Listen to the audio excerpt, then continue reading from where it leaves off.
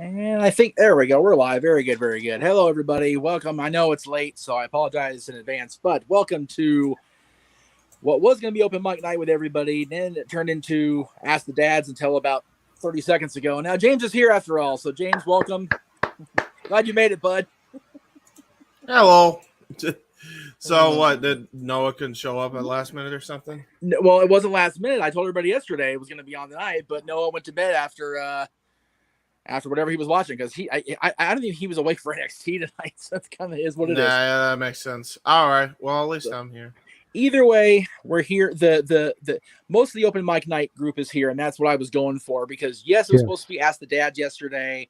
We had massive, and I mean transportation issues that I just wanted to scream. Plus, I had no voice. It just wasn't a good day yesterday, but we're here. Yes, and Stat Boy is serving a 30-day sentence for violating the wellness policy. That's right. He's 4 or 5 shots in on moonshine at this point, and that's right. He done violated the wellness policy. Before we get deep into the Randy Orton topic, Jeff, when have you ever known Mikey to take 4 shots of anything and still be coherent enough to even type the message that he did to us? Tennessee is ruining this boy, or it's making it even more corrupt, which I'm not necessarily opposed to. As long as Thursday's good, we'll see what happens Thursday. That's all I gotta say. Right. Because Thursday, tell you what, it's going to be the return of Stat Boy Rants, and we're just going to leave that one there.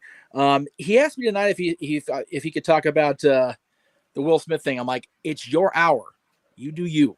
Like at 8 o'clock, you're done. Yeah. At 8 o'clock, you're done because I ain't competing with Rift on his channel here on No DQ. I ain't doing that on a Thursday night because that's on a Thursday because that's the No DQ review. I ain't about to go up against that shit. I knows better.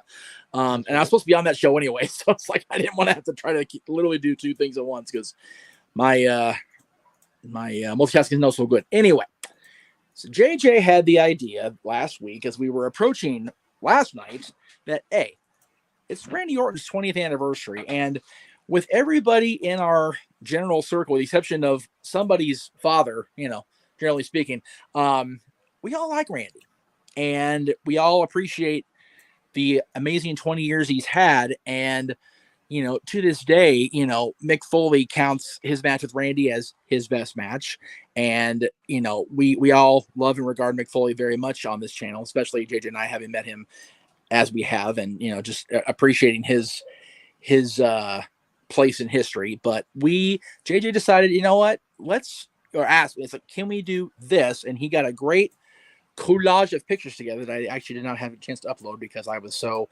busy being mad at things. So I will do that as I'm talking and as JJ gives the spiel here, if you will. But man, JJ, you have been long on the Randy Orton bandwagon, even when it wasn't exactly the cool thing to do. Randy Orton is one of those talents that I have never wavered from. Right.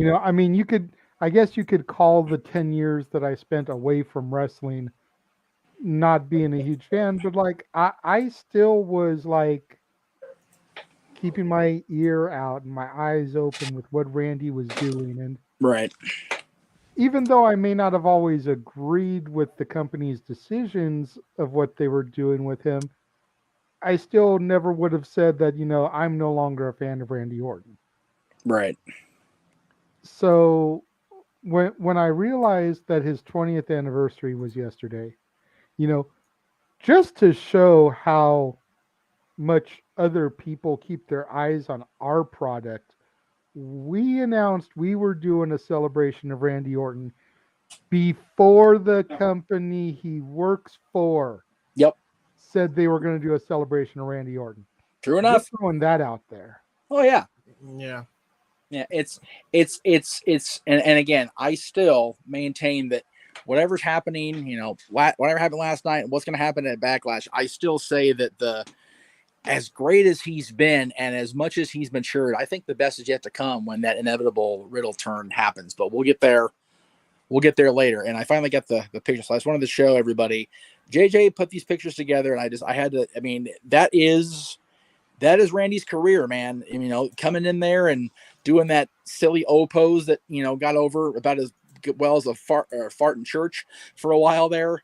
And then he and turned the juice up. that's how far back I go with him, man. Like even when Randy first started doing the Ozone arms out Randy, and the baby. head tilt, his more modern pose, I still was throwing up the O at first because I was like, that's what's up. Hey, man, Ozone Randy was like OP Randy, man. That you can't get any better than a crossbody Randy, man. Overdrive, the overdrive. It was that's so what I'm talking about. The overdrive. Oh my god, that's tremendous. It's just one of those, he came in much like John did, much like The Rock did, as this, white meat baby face. Hey, I'm second generation. Look at me, I'm cool. And people were like, yeah, you're a good looking kid. Good for you, dude. And then, then he got hurt. And I dare say, and I think we can all agree, the Randy News Network definitely saved his career. And yes, Ken, you may ask questions whenever you want throughout this. We prefer if you super chat so you can actually get my attention, because I'm running the show from my phone today. So I'm going to need to see bright colors in my super chat thing. And it's the only way I'm going to do it is by actually seeing a super chat, because I can't see. I'm blind as a bat. I need to sit down here. Please try to keep the questions Randy Orton related unless you're going to super chat. Yes, please. If you're going to super chat, then you can ask Meacham, ask the dads, ask the open mic night crew, anything. Right. But otherwise, try to keep it Randy Orton related, because that's what we're here for tonight. We're here to celebrate the career of Randy Orton. That's right. So once he got, hurt, got the shoulder banged up, and it just kept getting worse for the guy. I mean, he had a couple of setbacks, storyline or otherwise, depending on which moment you asked him. But man, when he came back and got the opportunity to work with Triple H and work with Ric Flair and work originally with Batista, and then as we found out during the Ruthless Aggression series, that Jindrak was briefly put in there when Batista got hurt, and of course, Jindrak, goodness sakes, was what it was there for a while. But James, I'll ask you, since you were kind of introduced into the conversation here last minute-ish, thanks to my dumbass. What are your earliest memories of seeing Randy Orton? Some of my earliest memories are because I would, like, back when I was like a super youngin', I guess you could say, I wasn't like too into wrestling, but I was a casual fan by that point. Right. Fun fact, my first ever memory of wrestling was the freaking Shawn Michaels Bret Hart thing. So there you go. Oh, jeez. Wow. There you go. And then I would start watching mainly because of SmackDown in 2002. There you go. Yep. I started watching Orton vaguely there, but he wasn't around long enough for me to really get used to him. He was on Raw doing his thing, and I didn't have fucking cable back then, so SmackDown was like my only WWE show that I could watch. And it wasn't until I think 2005 was when he started the feud with The Undertaker. Yes. And man, I mean, going back now, like watching those matches even today, like it was ahead of its time. This shit was, with Orton and Taker, was some of the best, I think, professional wrestling you will ever see on any planet ever. Like, that's how good these matches were. I remember vividly the Hell in a Cell match on pay-per-view. I think it was like the first pay-per-view we ever ordered. Because I was an uber young kid, so I wanted to see Orton get his ass kicked and Taker to win. So I got my wish. And so of course I loved the match. But like looking back on it now, I just, seeing it now, I'm just like, God damn, what a fucking clinic, man. These two put on probably one of the better Hell in a Cell matches of that era, if not one of the best of all time. It might be right up there with Brock, honestly. The match that Taker had with Brock. Yep. And when you think about the fact that match itself is so marred with controversy because of Bob Orton, right? Yeah, because of time, it's because of hepatitis Bob over there. Yeah. Good old hepatitis B for Bob. That's right. I'm gonna do cowboy shit and get people sick. Anyway, Bob is positive. Bobby. Can we fix it? Bob is positive. No, we can't.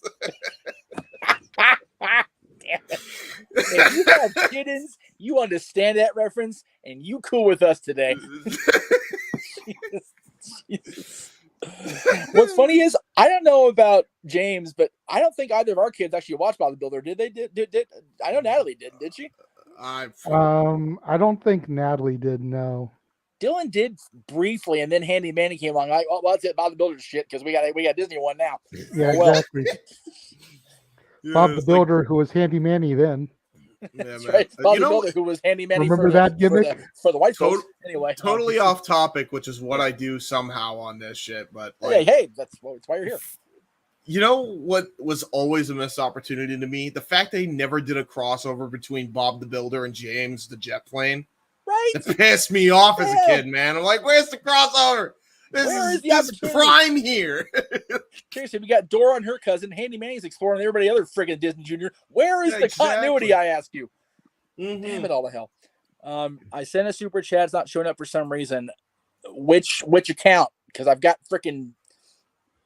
Okay. I hope you didn't send it to mine because mine shouldn't have super chats. Okay. Of the ones we're using, the only super chats we have here, Ken, are Aaron's and mine. So it's got to be one of those two. So anyway, Bald 09 from by the way, Bald Orton from 09 is absolutely savage, says Nikos, my boy Nikos, and without a doubt. Yeah, it's funny. They put that little graphic up of him evolving over the years on Instagram, and it's like, man, he went so far into Voldemort territory for the longest time there, man. Freaking straight up slick bald head, bat-like ears, and the freaking Beelzebub goatee. It's like, can we just give him a magic wand and have him kill Harry Potter? Can we just make that happen today? I'm asking for. Well, then who's Harry Potter? Triple H? Well, let's see. Back at that point, no, because instead of a wand, it's a sledgehammer. I was gonna say because Hunter's too evil to have been Harry Potter. We'll make him. Abracadabra! I'm gonna break into your house, sir. That's right. Oh God. Okay, we went way off into the weeds there. So, all right, JJ, you were at that WrestleMania where that feud really kicked off with the Undertaker, man, and it came off like gangbusters on television with him floating to the ring. But how was that for you live at Staples, sitting next to the currently inebriated Stat Boy? Well, for the record, me and Stat Boy didn't sit together. Unfortunately, we got our seats so late that we were there, but me, him, and Juan, who all went together, were sitting completely different sections. Of course. Jesus. Because, you couldn't find 2 or 3 seats together. Not at that point. Nah. But, man, it was the first time that I legitimately feel the streak should have ended. Right. And we've gone back and forth over the years about why it didn't, why it should have, but you got to figure Randy was still riding the whole legend killer gimmick at that time, and what better legend for him to add to his motif than to kill the legend of The Undertaker and the streak at WrestleMania 21. Josh, with a great question to follow up on WrestleMania. What are your thoughts on the RKO during that match? I mean, that was one of the first RKOs out of nowhere. Yeah, it was pretty cool to see that. I mean, hindsight compared to some others, it looked a little on the sloppy side. Yes. But still, just the fact that he hit it from nowhere that first time, it kind of became the cool thing to see from there. Like, how is it going to happen? It's one of those where it's a bummer. It's not even the coolest one in California now after what happened in WrestleMania 31. Yeah, right? Oh, my God. Freaking Rollins just took it and went, here, Taker, hold my jack. Damn it. Oh, my God. Good stuff there. Yeah, so my favorite RKO is legitimately probably the, what was it? The Evan the Bourne? one he did on Evan Bourne, probably. Oh, man. Yeah. That one the shooting star into the RKO. Vicious. I wish he did that to I wish he also did that to Justin Gabriel in the when he did the 450. I feel like that probably was more realistic. But yeah. I remember Justin Gabriel. I think he done Justin Gabriel. It might have hurt both of them because man, Gabriel was moving so fast on that 450 every time. I mean, timing the shooting star is a little different because you can kind of get a good feel of where the guy's going to be. 450, the guy's just like moving. So that would be, if he pulled that off, he would be the legend killer forever. Yeah, because he would have killed someone. Oops. Right? Seriously. Oh, the legend of Justin Gabriel. Wait, what legend? Poor guy. I feel like we got way ahead of ourselves, though. Like, well, we did. Well, we completely we're gonna go back. bypassed his Intercontinental title run. Oh, dude, trust me, we're going back to that. We're going back because that came at the hands of RVD, and I definitely want to bring it up because it was exactly there. You go.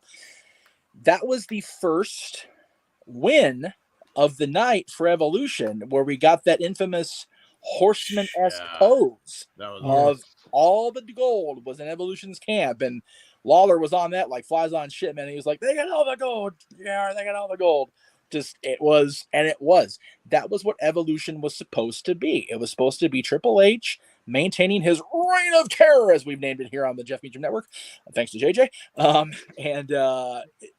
It's what we had. We had him. We had Batista getting the mega rub from Flair. No, not that rub. Not on the Flight of Hell rub. That's shame on you for thinking that, people out there. You're terrible. I was about to say.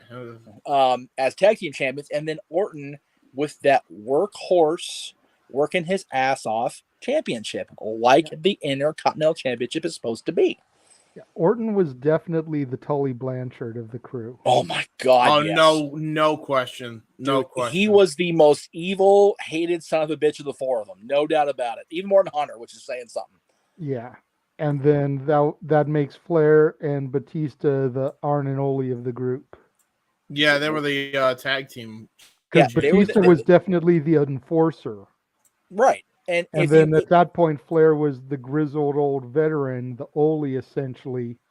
And when you think about it, they would do the same things. You know, Flair would tag in there and just browbeat the poor guy in the ring to death. And Batista would come in, just smash him a couple times. And Flair would come back in and, freaking rub the poor guy's forehead raw with a hammerlock. It was exactly what the Andersons did in the 80s and the 70s. Ric Flair at that point was just like prick old man doing prick old man things. Like, that's what he was. Flair at that point had got his shit back together, got his groove back. Yeah. And he was like, all right, I'm the cock of the walk again. And he showed it, man. Honestly, I think that match against Taker at Mania, that mini feud with Hunter leading up before the Horseman Evolution was formed. Yep. And that little feud with Shawn. Yeah. Really helped get Flair mentally, because physically, ring-wise, he still had it. Oh, yeah. He just didn't believe he had it. No. But it got him where he needed to be mentally, so that when Evolution came together like Voltron, yes, or for you Chiddens out there, the Megazord, it was on and Megazord, baby. That's it. Oh Lord. Now, are we talking like just basic Megazord? Or are we talking Dragonzord? Oh shit! If we get Dragonzord, you gotta get freaking. You go bring Dragonzord into it, man. You bring in Tommy, and Tommy was always my boy. Yeah, absolutely, bro. So there was Aaron. So hang on. So Aaron's asleep right now in bed, and he's gonna wake up and see his channel. They were doing the goddamn Dragonzord thing on my channel. What the shit was going on last night on that show? Pretty much, yeah. He's gonna wake up like. And this is where you dub in the intro of Samoa Joe's music with the Godzilla roar. Just waking up, coming about. No, hold on. I'm way ahead of you on that, JJ. There you go. But anyway, oh my God! Hold on, before anything. Hey, Aaron Rift, when you see this, hi, I'm that autistic guy you had on your channel. I'm fired. I'm officially fired again. It's okay. Okay, so there was a great question earlier. I'm gonna do real quick. So I did live through Hulkamania. Yes, we all did. God help us. I actually did not see the point of Hulkamania when Orton was around with Piper and Orndorff, because I was not even a fan yet, Ken. I did not become a fan until October 1990 when it was winding down, and at that point, Bob Orton was already gone to the company, and at that point, he already had his cowboy hat eaten by Aaron Rift's father on the air. So it's just kind of I didn't see Bob till many years later. So what a fucking sentence. But the ace was definitely smooth. He was definitely a smooth as silk heel. And yes, it's a legitimate thing. Look it up. It's Bob Orton standing next to the Warlord, on a promo for the UWF, and he's literally eating Cowboy Bob Orton's cowboy hat during a promo that Warlord is cutting a promo, and Warlord cutting the promo is like watching paint dry in a freaking heat wave. Oh my God, yeah, rough. Anyway, so JJ, from the point of Evolution kind of forming, and as Triple H famously said, crushing that coal into the diamond that Orton would become, he did indeed become that diamond. And as Calvin pointed out here, where we got, where did it go? I saw it.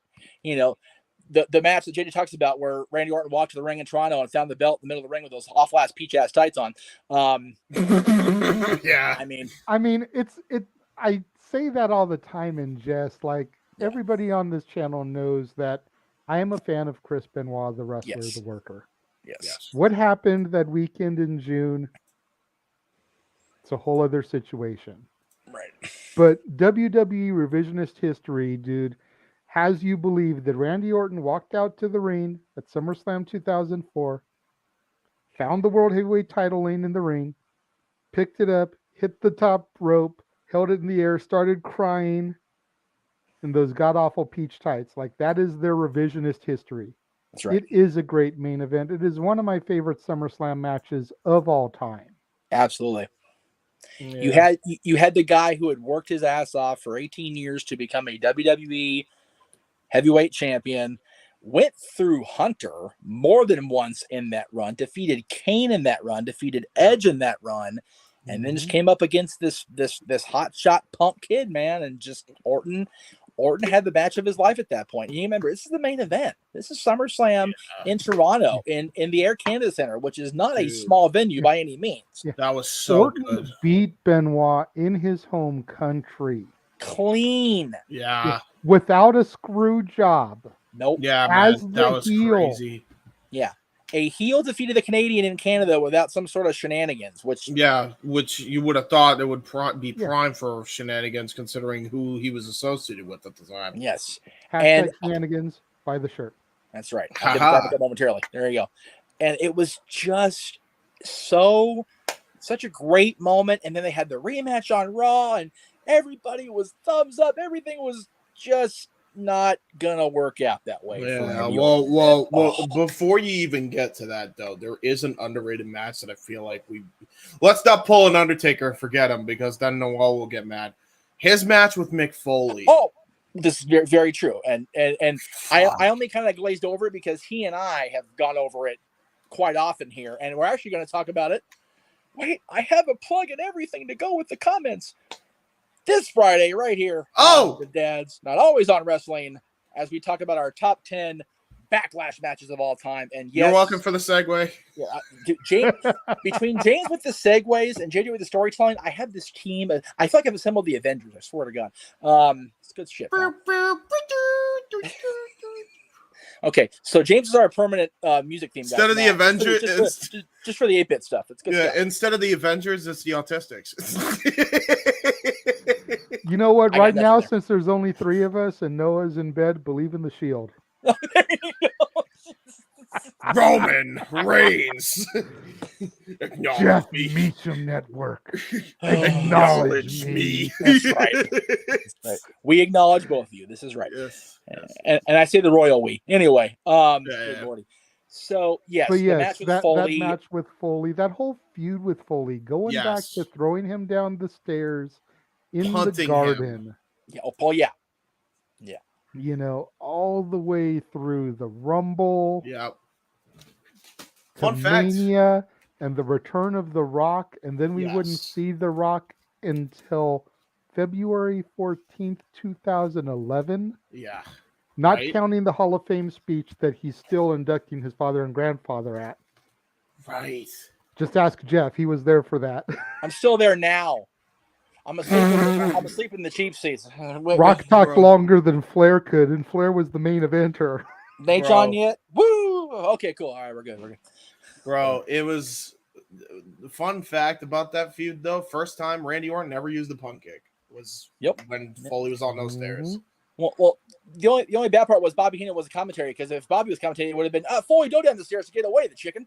Anyway, so Jesus. And then to the Backlash match with, like Jeff said, we will be going into depth about. Spoiler alert, it is on both of our lists. Yeah, no shit. Where it is, you'll have to tune in on Friday to find out. But it does pop up on both of our lists. Stay tuned to Friday. Please tell me you put the Ultimate Submission match in there. That has to be in there somewhere. Maybe one of us did. Maybe. But wait and see. Why do we do the freaking $1 million? I'm not sure. I didn't. I went like this. Yeah, you did. You did. I didn't do this. I did this. You two jack-offs did this. I didn't do Somebody that. did. Somebody did something. I did the Dr. Evil up Yeah, here. I was about to say. That's just okay. Wrong person. Is the screen that blotchy where we can't see who's who? Jesus Christ! I need to wake up. I mean, you two do look alike. In fairness, no, well, we don't. I actually have long hair. Dude, when you guys have hats, anything looks alike right now. Okay, so since the hair thing came up, since we're off in the weeds, I have to make this comment. I was watching an old episode the other night. Ruh-roh. Natalie came in. Oh, geez. And made a comment about how much hair you actually had in that episode, more so than you do now. And I was like, yeah, but he still has more hair on his face than he does on his head. And both her and her mom were like, that's a true story right there. Yeah. Over the weekend I put the promo up about the Undertaker hating everybody, but awesome at the top, and I substituted the word the Ducks for. It's like, I hate everybody. Period. Now I just do. Anyway, because that was still during the playoffs, so you were getting the playoff beard. Oh going. Yeah.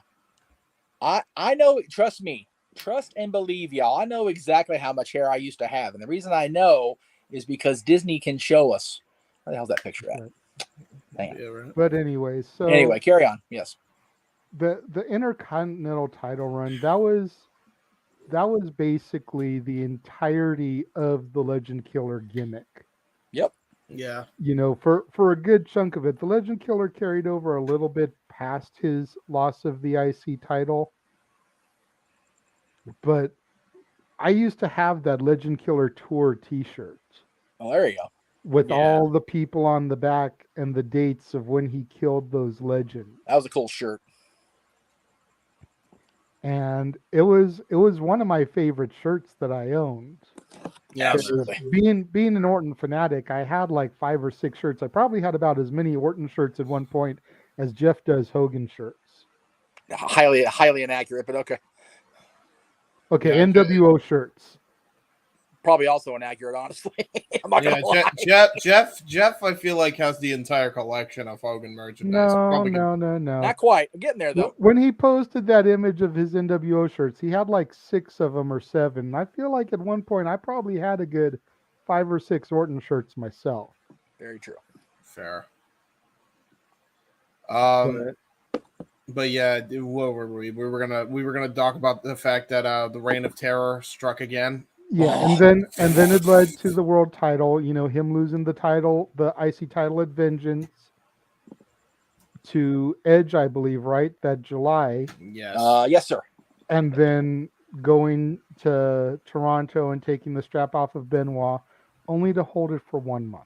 Oh, terrible. Yeah. That's one of the biggest faux pas in Randy's career. And I get back then Randy was an immature prick and kind of needed to pay for his sins, so to speak.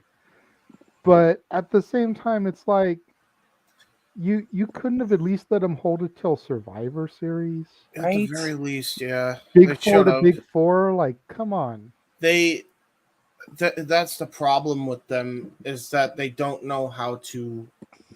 They never knew, and they still don't know how to punish somebody properly and still get to a destination that makes sense. There's no in between. There's no in between. There probably never will be an in between. The problem is that Batista had the look that Vince really goes freaking nut busting over. Right. Yep. And so they figured, okay, well, we gave the belt to Orton. Now we need to prime Batista. Yeah. And you didn't have to, but you couldn't have done that with Orton as the champion. Exactly. Like, I think they wanted to have the two future members of Evolution take the strap off of Hunter. But which makes sense, I guess. If Orton had held the belt to Survivor Series, Hunter could have got the belt back at Survivor Series. Batista could have still won the Rumble, complete with Vince tearing both of his quads, and gone to Mania to face Hunter and take the strap. Am I the only one? By the way, I look back at that, and am I the only one that thinks that Vince should have just called an audible when the double elimination happened? I honestly don't know why they didn't WrestleMania 10 it. Yeah, I don't. They should have because what was it? They were going to the same destination anyway. Yeah. Cena was going for JBL. Fucking Batista was going for Triple H. Like, why didn't you just stick with the accidental finish? Yeah, it was so perfect. Such a botch. Yeah. You know, I mean, they both go over. They both hit the floor at the same time. They're both from separate brands. So you guys get to challenge your brand champion for and it would have the title set of up Mania. so nicely for Survivor Series that year too. Considering it was the first time they did SmackDown vs. Raw, right? I think so. As you know, which brand is better for the first time, like full on, you know? Yeah, because the previous 2 years, Orton was the quote unquote sole survivor. For the first time was with Bischoff's team. The second time was defeating Hunter's team. Yeah. So again. But then again, 05 Survivor Series, he sole survives again in the Battle for Supremacy, and then the Undertaker feud restarts. So that kind of worked out for the best too. Yeah, I mean, you could still do that too, though. Point being, with fucking right. So before we move on to the next part of Orton's career, just to show that I always haven't been a bald-headed chicken effer. Here we go. Check this out. Okay, so here we go. So this is April 2006. It does exist. Getting a little thinner there in December. Oh my God. March 07. It's damn near at my shoulders, which is bro. scary. You had oh man, I'm worried about my hairline now. Fuck. You had the same hairline I did. So here you go, James. This is March 07.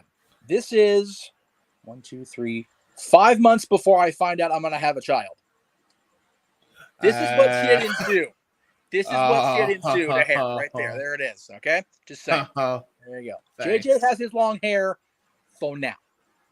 Okay. Yeah. He's got a teenager 13, now. Mine is 13. I still have my long hair. Granted, my hairline is running away from me, kind of like Paulie's, but I still got hair.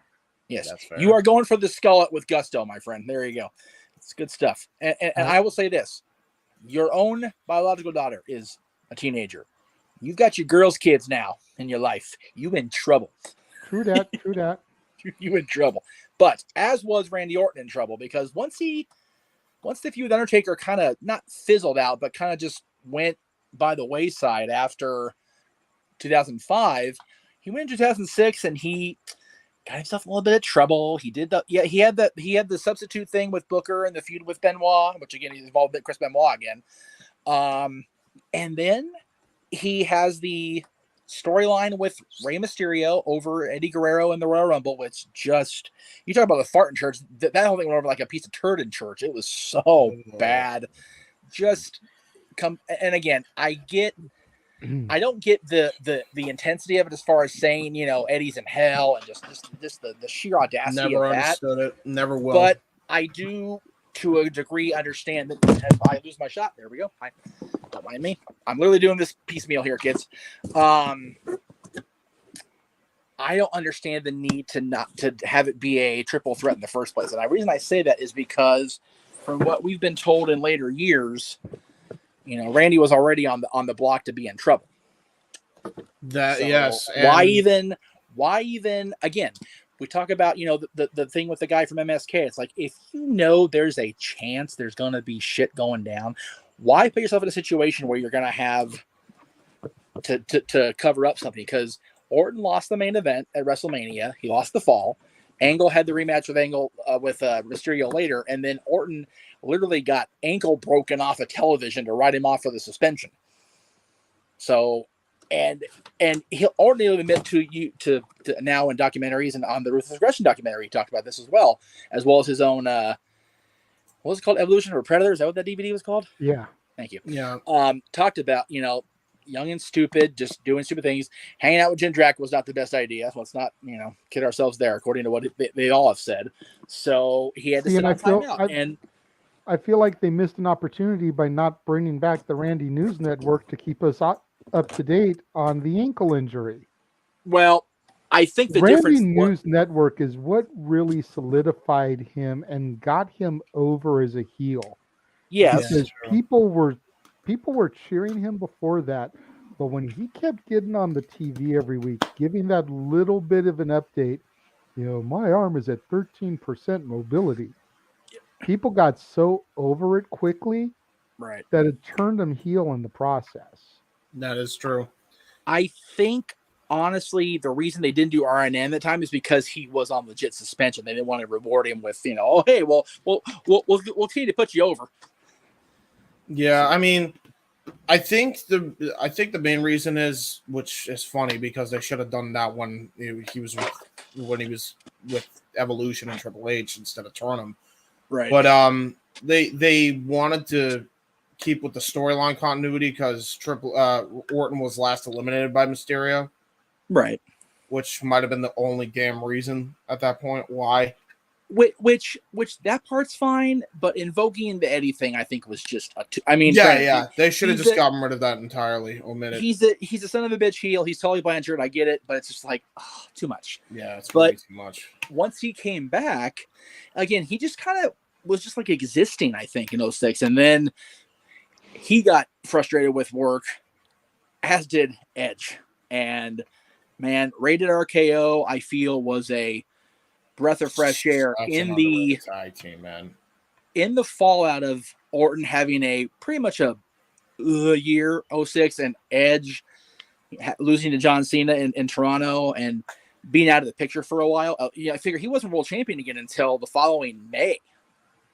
So they had a wonderful chemistry that lasted through until Edge even came back, and they had that great little run they had there briefly when Edge first came back, which I thought was underrated.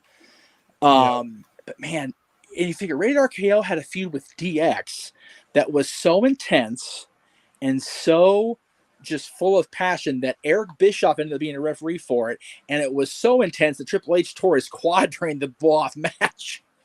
Yeah, man. Damn, these guys are going at it. Yeah, no, they were fucking going crazy. I loved their matches, man. It's really a shame that we never could get a proper blow off because I'm pretty sure they were gonna probably do something at the Rumble before Triple H ended up tearing his quad. But yeah, then again, if that didn't happen, I don't know if we would have gotten the Undertaker Shawn Michaels finish at Rumble 07, which is probably the reason why the Mania match happened. So, yeah. And again, it's he had all the time on our different top 10s. Like, you pull one thread, the butterfly effect is a mucker fudder, man. It's just one of those. Hunter gets hurt, Sean's in the slot. You get a run with Sean for Cena that really showed people he's more than just 5 moves to do him. He's in there hanging with the GOAT of this generation and staying with him every step of the way. So it's one of those things. That feud with Cena and Michaels reminded people that Cena could wrestle. Yeah. I mean, you want to talk about bringing it back to Orton, though. That Backlash 4-way is fucking outstanding. Outstanding. Yes. Fatal 4-way between those four. Orton, Edge, Cena, and Michaels, all with a fucking chip on their shoulder. All easier on no DQ with the F-bombs, James. Easy. Sorry. Yeah, my apologies. I'm sorry. I wish I knew. Sorry. I actually probably should have asked. But it's okay. Outstanding, man. Everybody with a point to prove. Everybody with a chip on the shoulder. It'll be brought up on Friday. It's probably on there. Oh yeah. It was so good. So it's funny. You mentioned that match. We talked about the Foley match. Is it easy, or at least is it in the discussion? As far as the earlier ones and the ones where he was around, Randy Orton could easily be Mr. Backlash. I mean, he's had a hell of a run at Backlash pay-per-views. I would argue that he's either Mr. Backlash or Mr. Survivor Series. Definitely Mr. Survivor Series with all the Soul Survivals and all the and you figure his run with Barrett there, and again we're jumping way ahead here, but the run with Barrett with Cena being involved with the Nexus, that title match is overlooked only because of Cena being there. Really, they had a great little match and a great little match on Raw that ended up leading to Mrs. Cash in. So, and that's the reason really we wanted to do this in the first place. Is there's so many threads in the last 20 years that in one way or another he's involved. And people talk about, Shawn Michaels was the greatest of his generation, Flair before him, you talk about the biggest money draws, Hogan, Austin, The Rock, Hunter being the consistency, Kane, Undertaker being the consciences and just always being there and, at every step of the way. But Orton has hung with all of those guys. Every single, even Austin. He didn't work directly with Austin one-on-one in the ring, but he was very much involved in the Austin Bischoff feud. So Orton's been involved in one way or another with some of the top names, all of the greats that were the greats when we were growing up watching this industry. Hogan, Austin, Rock, Hunter, Flair, Michaels, all those guys Orton's danced with, and I dare say danced well, if not very well. And he's still dancing with the top names now. Consider that. That's how vast his wrestling has been. Like, say what you will about Orton, and Lord knows there's plenty to say, but you can't take away the dude's ability in the ring is unparalleled. Like, you put him, like, say he leaves WWE like tomorrow. I'm not saying this is actually going to happen, but you put him in AEW, you can go with the best of them. You put him in Ring of Honor, you can go with the best of them. You put him in Impact, you can go with the best of them. When Vince McMahon says that Randy Orton is the prototype for a professional wrestler, that's not a lie. No, he is. You could put him in any style. You could put him in New Japan, and he'd probably have a 5-star classic that Dave Meltzer would go nuts for. Like, he is so good.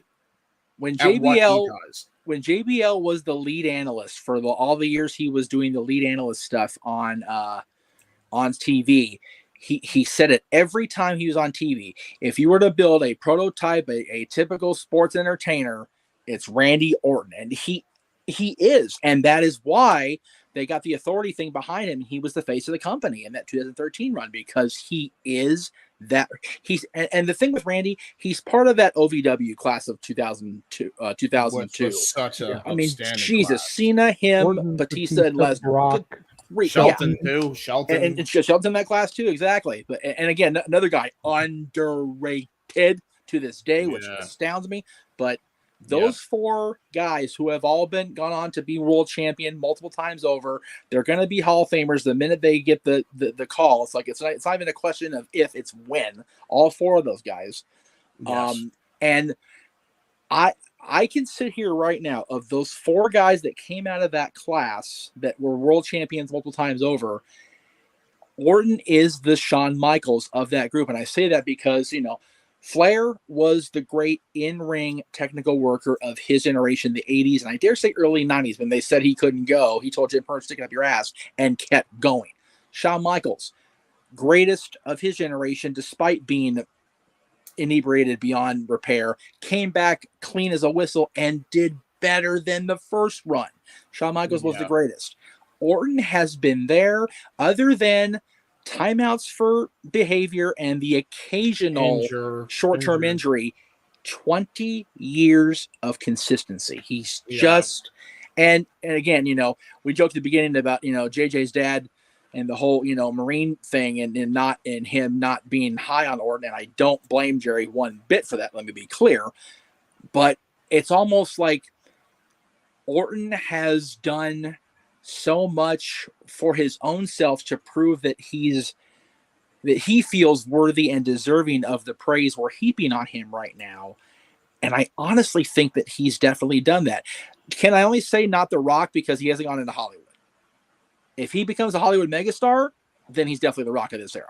For sure. Yeah, for sure.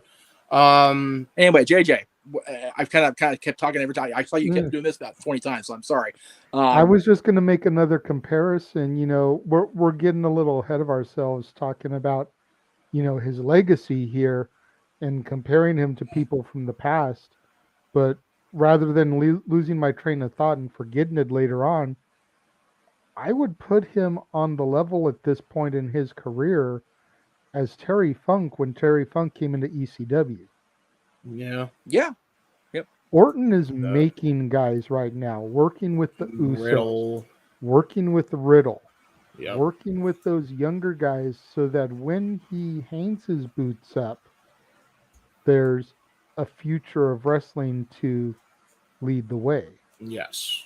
He has worked so well with Riddle that I'm over the Riddle hate. I'm over it. Like I'm sold on Riddle. I really am. It's like I didn't want to be. I fought it, and I fought it for this entire year. It's like, damn it. But yeah, that match that he had on what was it, the opener on night 2 was so unbelievable. Like honestly, I thought I was watching AEW for a second. That's how good this fucking match was. And again, sorry, I know that's all right. But man, like that match was outstanding as well. Speaking of triple threats, the Mania triple threat he had with Cena and Triple H. Cena and Triple H was really good too. Another underrated moment that night because you figure all the eyes of the world were on Flair and Shawn. And if they weren't watching Flair and Shawn, they were watching the boxer versus wrestler, thing with, and trust me, I was there all weekend. And that's a really damn good Mania. That was a really damn good Mania. Again, JJ and I have talked about over the years that 20 was the last great one, and I don't disagree with that, although this year's really surprised me. I'm not going to lie. Yeah. But 24 has enough great that it's in my discussion, at least. Dude. As far as you had a good Money in the Bank match. The opener with JBL and Finlay kind of was what it was. Same with Batista Umaga. That was just like, here, you guys need something to do. Here you go. But other than that, and the Playboy Lumberjill lights the thing with lights went out, that was kind of hokey, but Snoop Dogg was there. Snoop Dogg makes everything funnier anyway, so it doesn't matter. It's funny you mentioned those matches, actually, because the only dud out of those 3, genuinely to me, is the Lumberjill thing. Because the opener actually kicked all kinds of ass. I really like that opener. I will say it surprised me because, I mean, you remember Dad and I get there early for everything, but we were still sitting because we're at the top of the stadium, so we're climbing for a moment. Fair enough. It's way better on TV, probably. Yeah, and it's one of those. It's just kind of it. Honestly, it really didn't hit home for me. But oh god, okay. Hang on a second, guys. Yeah. Anyway, so sorry. Yeah, again, that match didn't help for me, but again, I thought the whole story on Hornswoggle was dumb in the first place. But anyway, I agree with that. You're right. That WWE Championship match gets so underappreciated because of all everything that was going on that night. But yeah, that was a solid match between arguably the 3 best in the company at that time as far as the world champions, because you had Edge Undertaker, which was a solid main event. Don't get me wrong, I love that main event, but it was just it kind of, like I said, it got overlooked because you had Mayweather and Big Show, you had the world title match, you had the career match, you had so much going on that night. That was one of the manias where you go, this probably better served if it was more spread out and had more content kind of like laid out better, but because it very much felt like a Disney thing. It was just like all crammed in there and just bing, bing, bing, bing, bing. So that's true. But that was good. But JJ make a good point. We need to go back to the previous year because as Rated RKO kind of blew up, Edge regained championship glory with Money in the Bank thanks to Mr. Kennedy and his suspension shenanigans. Orton again is kind of like a man without a man without a country, and then he gets in a feud with Cena. And people talking in the chat room all night about their 07 SummerSlam match and the feud they had that summer. That SummerSlam, and again, Orton and Cena have fought on pay-per-view about 45,000 times in the last 20 years, but that 07 run with them was probably their best, other than 2009, where they had the vicious battles at bragging rights and everything. They beat the dog out of each other that year. But the hell. Anyway, I felt the 07 run with Randy, and again, the summer 2007 was just so marred with Gaga, but Orton came out of that. Cena tore his pec going into the No Mercy pay-per-view, and Orton has a career night. He starts the night being awarded the title, then he loses Triple H in the impromptu match, and then beats Triple H last man standing with, again, the devastating. And I think 07 is really when the punt really started to make its presence as one of his main weapons. I'd argue this is where the Viper era really started for Orton. Oh, yeah. Like, you also got to keep in mind, like, he actually had a really damn good, like, the gimmick match is stupid in general, but, like, he actually had a really good stretcher match with Van Dam, and that just, like, I think sent him over the edge to be the champion again. Yeah, the story with Van Dam sucked a big donkey dick because the way they wrote Rob off. And Rob and I talk about this. Right. Big time. But the feud really showed that Orton could be a sumbitch. Yeah. And which was great. Which is what and like you said, JJ, I think James is right there, because you figure it was during that run going out of Mania into Backlash, again, another Backlash match, him and Hunter and another Fatal 4-Way, but that was when the Voices theme actually debuted, was during that run. So it was, and he's used it now for 14 years, excuse me. So and you know, you have talked about that we like the other one better, but I was just gonna say I like Voices, but I still prefer Burning My Light. It's funny because he hates both. Really? Yeah, he does. He's shot on both of them, man. Like, he does not like either one. It's like, what do you want? Do you want CM Punk's theme back? I think, dude, I think he's hated all three themes. Like, he hates two of them, but he just stuck with it because it was iconic, and the other one he gave to Punk. So. Right, and then, you know, of course, he had Lemmy singing about half the time too for a while there. So it's, you know, there you go. You can't go wrong with Motorhead singing the after the ring for a wrestling fight. So but he ends up being WWE champion for a good chunk of that next, you know, 2, 3, 4 years. He's feuding with Cena, he's feuding with Hunter, and again, the feud in 08 and then 09 with Hunter, and 09 I think really sent him off into that next level, because in feuding with Hunter, we end up getting the worst kept secret in wrestling, that Hunter is married to the McMahons. Right. And we get Orton versus the McMahons. And in the process, we get Legacy involved too. And that's where really Cody started getting his chops really shown into 08, because joining up with DiBiase, and then the two of them joining up with Orton, and, you know, Manu was there for about to drop a coffee, but good on him. Whatever. Really quick, off topic, yes, the Kings have clinched their playoff berth. Yes, that's what Dad was telling me when I was kind of on mute there, and I was shrugging, because the Kings made it, and that's awesome. Vegas is still alive for the moment. Doesn't matter though. The Kings are in it. Kings are in, baby. So the Kings, if the playoffs started today, they play Edmonton Oilers, and God, my 80s sense is tingling like a motherfucker right now. Go Kings, go!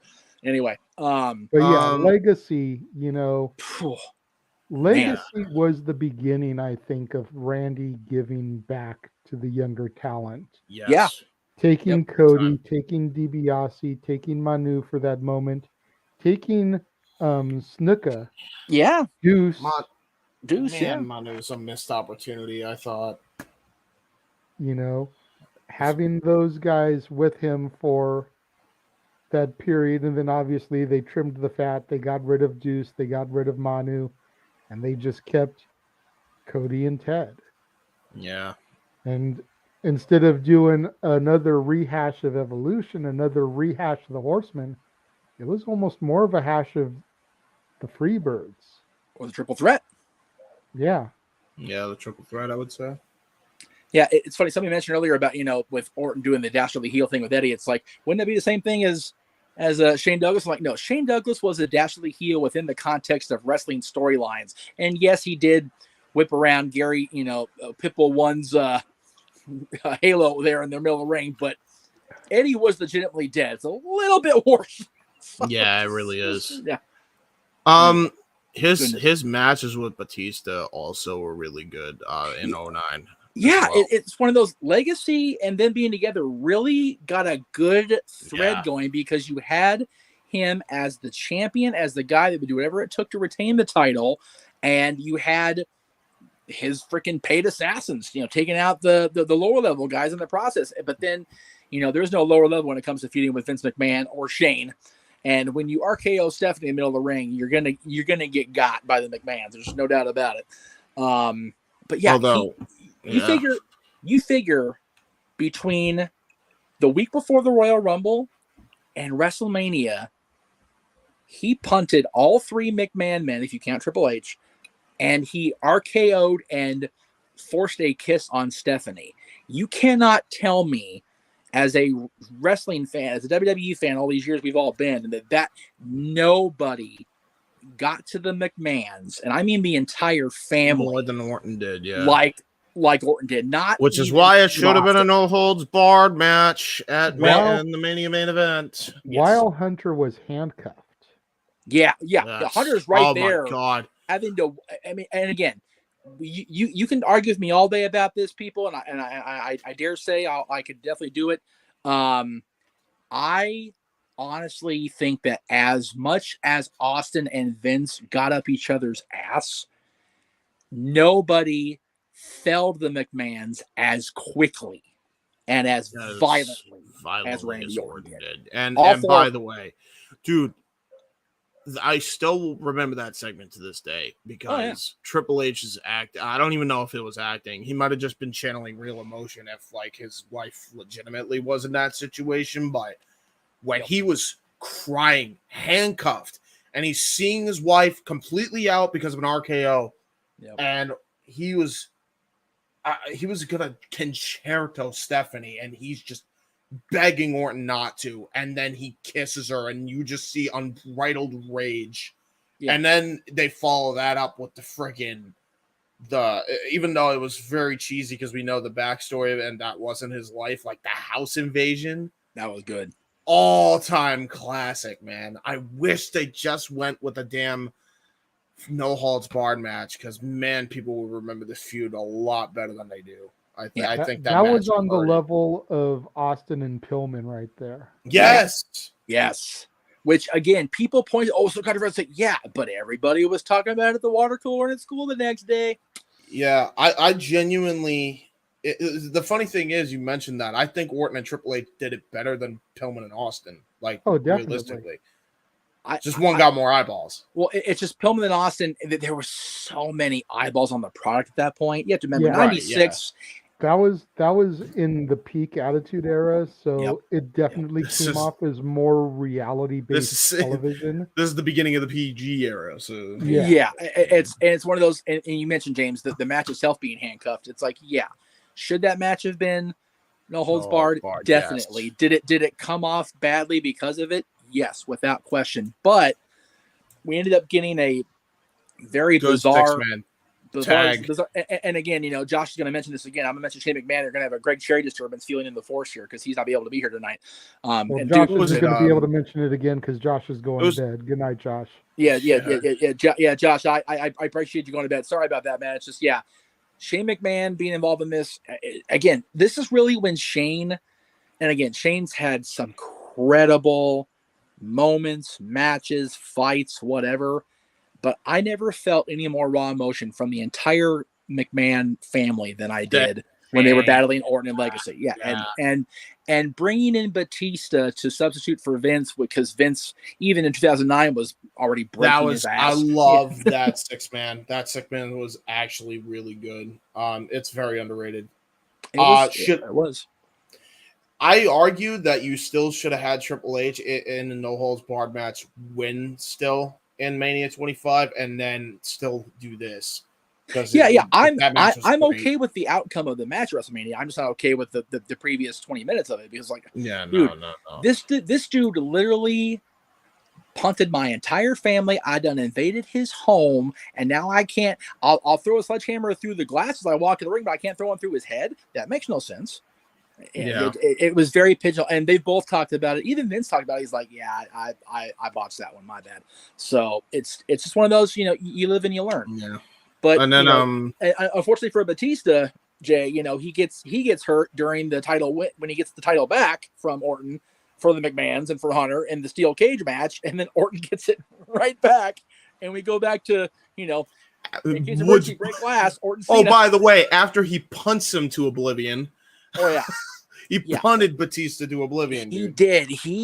When Batista forfeited the title with that sling on, the guy had one arm to begin with, and Orton kicked his head into the cheap seat. It was like, God damn, Randy's already down. Shit.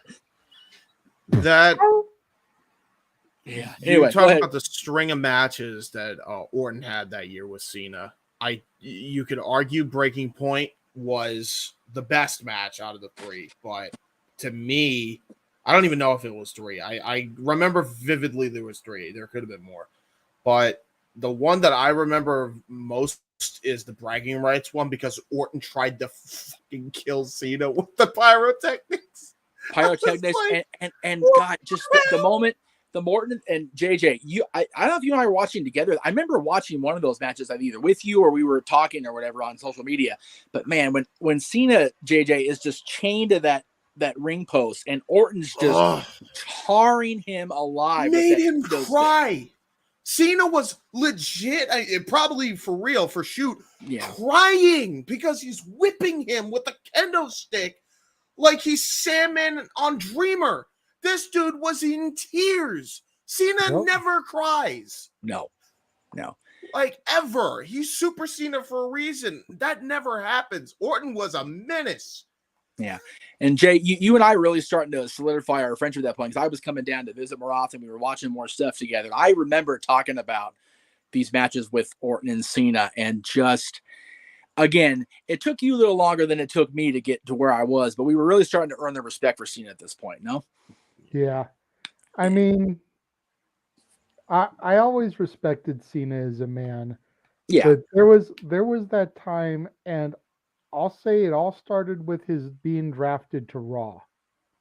Yep. After winning the title at 21. Once he got drafted to Raw, all the way up until, I want to say, maybe his feud with The Rock in 2011. Yeah. 2012. With a couple of matches here and there, like the ones against Shawn and Orton, but like I was like just so over Cena. I don't blame you. I've told the story hundreds of times on this channel, James. You might have actually heard it once already, but I turned my chair around during the WrestleMania main event, Cena versus Batista. We are at my mom's having a watch party. I turned my chair around and refused to watch the match. Yeah, because you already knew. I mean, yeah. Well, and I couldn't stand either one of them at that point. Really? I was only slightly more favorable to Cena in that match. Yeah. I became completely anti-Batista after reading his book. Oh yeah. After reading how his wife would be backstage for a show and he was fucking, excuse my language, Melina in the parking lot. Really? In a car. Oh yeah. While his wife is backstage at the show. I'm like, fooled around with a Melina, but he actually, like, while she was there. Yeah, and John Morrison is inside too. He's with Melina, and Batista's wife is there visiting the show, and Batista's in a parked car somewhere playing hide the zucchini with Melina. You know what would have been the biggest plot twist if all four of them just decided to say, "Hey, we're cool," and just have like a weird forward thing going. That's an image I did not need, James. That's an image I didn't need, nor did the No DQ Galaxy. Solved, right? To save anything of the Jeff Meacham Network or the Greg Cherry brand, That is an image I and the No DQ Galaxy did not need. To everybody watching a No DQ and airing tomorrow morning, Lord, I apologize for that there. And he would depict his name, man. Anyway. The views of James Hebert do not reflect the views of everybody else. Surely not No DQ. Goodness gracious. Certainly not. Normally, I will co-sign to highly likely in all likelihood. Normally, I will co-sign to just about any opinion James has, but this one, no, James, that's a bad James. You sit in timeout for feel the leash back. If you were leaving comments on the YouTube channel, you'd be blocked for 5 minutes. You couldn't comment for 5 minutes. That's right. Timeout. You're timed out. Oh no, my bad. Don't make me mute your ass. Anyway, no. But yeah, I mean that's what turned me off to Batista. Fair enough. And like, Orton had a triple threat with Legacy on that show, though. At least Cena, I still admired as a man. Batista, I couldn't even admire as a man. Yeah. Plus, he was so sloppy in the ring. Botched-tista, as he was called. He couldn't even get the timing of his pyros right. Ever. Still can't. No. The best one ever was freaking Mania 21, where he hit a pyro and he did it anyway. It's like, Dave, you look from silly. When he won the title the first time until he relinquished the title the first time, he was pretty much on point with his pyros. From when he came back after handing in that title to this very day, he cannot get that stuff synced up right. That injury screwed up his equilibrium, I guess. Something. It's like, how bad did he tear that tricep? Did he tear it off his brain? What the hell happened there? Anyway. I feel like we need to acknowledge Randy's feud with Christian. Yes, yeah. Man. I was just about to get there because there was a stretch where Orton had dull kind of matches in 2010, and then 2011 hit, and his feud with Christian just. Yep. And Christian's role in that feud really hurt me as a Christian fan. Yeah, same. Because, I mean, at the end of the day, he was getting handed the belt because Edge had to retire. Yep. Much like the way Ray was handed the belt because Eddie passed. Yep. You know, and then for Christian to get the belt because he spits in Randy's face and Randy gets DQ'd. It's like, really? Yeah. That's the best you can do for Christian. Yep. The man is a multi-time world champion in the other company. Yep. And this is how you're going to give him the belt? Come on, y'all. Like, JJ, at least put some respect onto the name of Christian Cage. JJ and I were sharing the couch that night watching Money in the Bank, and that night was bonkers for multiple reasons, that a lot of which, especially on the channels we're on side, I can't get into. But that I was seeing blood red when Christian spat Orton's face, because in my personal life, and my dad can back me up if he's still listening, I tolerate quite a bit when I'm beefing with somebody or I'm in a squabble with somebody. You spit at me, I will punch through your goddamn face. Because that's just the most petty, the most chicken shit thing to do. And I get it. He was doing a chicken shit thing in the role of a heel. But like JJ said, put some stank on that man. Put some respect on him and not have him win on a bullshit DQ TNA style finish. It was so ill-conceived. Like, who booked the match? Vince Russo? Right. Again. Yeah. God, poor Vince Russo. He's the one of the three people I've talked about this week. I really don't like picking on all that much. That said, but like being spit on and a kick in the nuts are the two most chicken shit things that you can do in the middle of a fight with somebody. Yeah. If you're a legit fight, if you're biting, spitting, or nut shotting, you're just a big giant. It's terrible. But that said, it did lead to probably, I'd say, the best match on SummerSlam that year. Because that match ruled. Like, they killed each other in that match. And again, you have to remember SummerSlam 2010. Don't remember a lot of that match on that show. 2011, I was there with Dylan and his mom, so I actually got to enjoy that as a family, which was a different dynamic for me. I actually enjoyed SummerSlam 2011 for the most part. There were good matches. That match was great, and I feel The unification match, or the undisputed, whatever you want to call it, match was good. The after match and the cash in just terrible. Felt and I dare say that as much as they claimed it was his destino to be, I think 2011 Alberto championship matches just completely dogged him, even as champion, because he won the Rumble, lost to a guy that was going to retire. They just didn't know it at the time. Wins Money in the Bank, has the moment at the pay-per-view where Vince calls him out to cash in with the whole Punk's leaving thing, which honestly, they did the right thing that night. But having Alberto cash in and kind of be lumped into this whole power struggle with Punk and Hunter and Nash and whatever. And Cena, yeah. Alberto became the afterthought, and he was WWE champion until Survivor Series. To the point where Cena was trying to get him over in a promo just to make him a more credible champion. And again, much like Cena did with in 2013 with Alberto when he was world champion. Cena did his damnedest because he saw that whatever personal shit was going to go on with Alberto later, that dude had the legacy, and that dude had the ability, and he could work. And working with guys like John Cena and, like we're talking about tonight, Randy Orton, and Dolph Ziggler later, God, that freaking pop in Jersey. But anyway, Randy Orton, again, you're weaving the guys in there. The match with Christian at 2011 was awesome. And, he was world champion, I believe, until he lost it to Mark Henry, if I'm not mistaken. Sounds right. Yeah, it was. And God, Mark Henry, people forget Mark Henry was the world heavyweight champion. Oh, yeah. I don't. That was long overdue. It was long overdue. But I honestly forgot, so I just said it right now. It's like, that's right, Mark Henry. And then again, Orton kind of, does what Orton does. Fade into the background a little bit. Got with the guys. Got with Sheamus. Got with Who did he fight at 28? Did he fight anybody in 28? It was him and Sheamus. No, Sheamus was with Bryan on his own. Sheamus with Bryan, yeah. God damn, that was horrible. I'm trying to remember. I'm pretty sure he was in a 6-man BS match, but I can't remember who he was with in 20.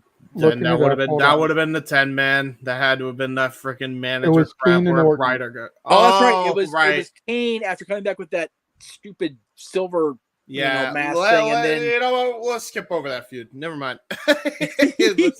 let's skip over that feud. But again, the thing is, Orton very much became utility guy for well over a year. Yeah, and then Money in the Bank. 2013. Yep, 2013. He won Money in the Bank, and then he beat Bryan. Had a very underrated title run. I think. Again, JJ, you were there for 13 or not? No. We always go back for that. Okay, so that was when I officially returned to No DQ after being gone for 2 years, and I'm down the street for the after party, watching the show on the stream. And just being overjoyed, and Daniel Bryan's our guy, he's the champion. And then, man, Randy Orton and Triple H back to, and the gut reaction is, are we really going to rewrite history right now in this moment after less than 4 years of them literally invading each other's homes, killing each other's families damn near, but now the machine's behind Orton? And again, what was great is they did that, but they still wove that back thought into the mind, because when Hunter, when he walked out the next night for the big moment, he shook Hunter's hand. It was kind of like Latinius, and then he hugged Stephanie. It was like, oh wow, they're going with this. Okay. Because it was what Hunter said. It was about what was best for business. And like you said earlier, your prototypical sports entertainer / professional wrestler is Randy Orton. You want that guy as your world's champion. And, the graphic last night, he was the first ever WWE World Heavyweight Champion because he unified WWE's big gold with the WWE Championship. So, I mean,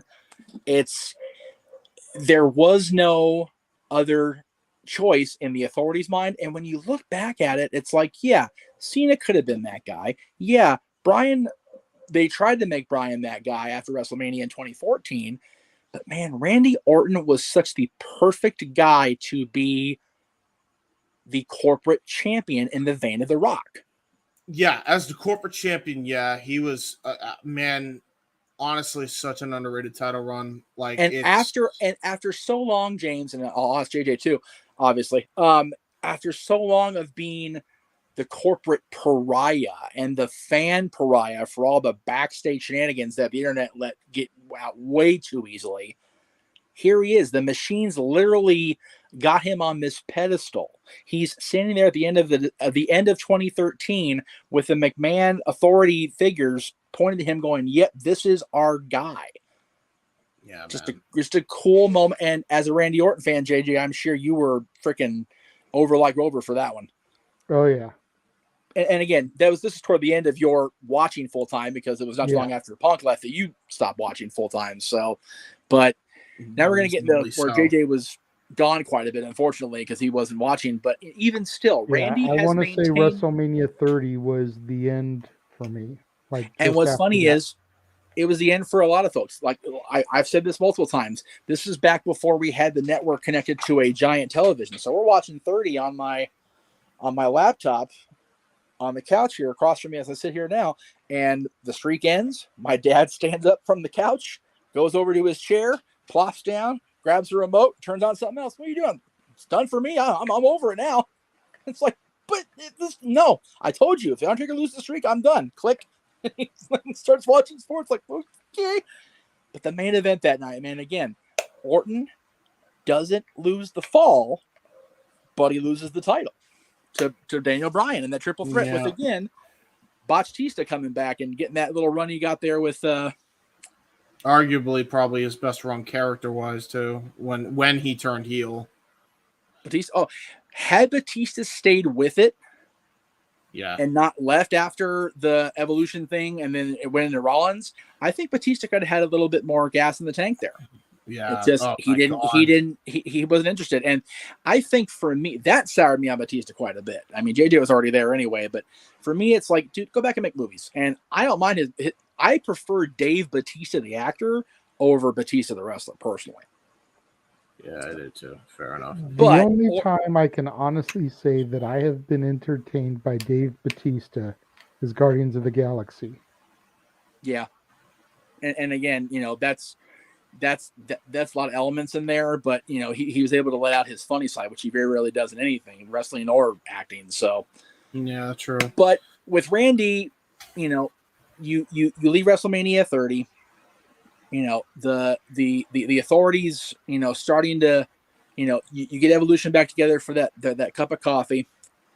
And then Rollins, becomes the face of the authority. Orton's feeling kind of shunned. And we get this, again, it's a rare thing in wrestling, but this organic babyface turn with Randy Orton. And he's pretty much not really wavered one way or the other. I mean, he stayed the same character from that point. It's just, where do you turn the dials to go? I mean, the feud with Edge, getting in Beth's face and blaming her and blaming the girls for Edge being hurt, and just the different nuances of the last 8 years. I'm glazing over 8 years of history, so forgive me, but there's just a lot of stuff there. And we're already hour and a half in almost. Which I find surprising, honestly, because we're already past midnight for some of you folks, and I appreciate you guys sticking with us. I feel like the last almost decade now. God, it's been almost decades for WrestleMania 30. Yeah. Good grief. But he's really established his spot, like JJ said earlier, as you put him in the ring with this guy will get over. And James, you mentioned him going to the other companies. It's very much the same vein as Christian. Christian went to Impact / TNA, worked with everybody and worked very well with everybody. So did Sting early on. So has, AJ's, come from TNA here, and he worked great with everybody in both companies. Think about Angle and Joe.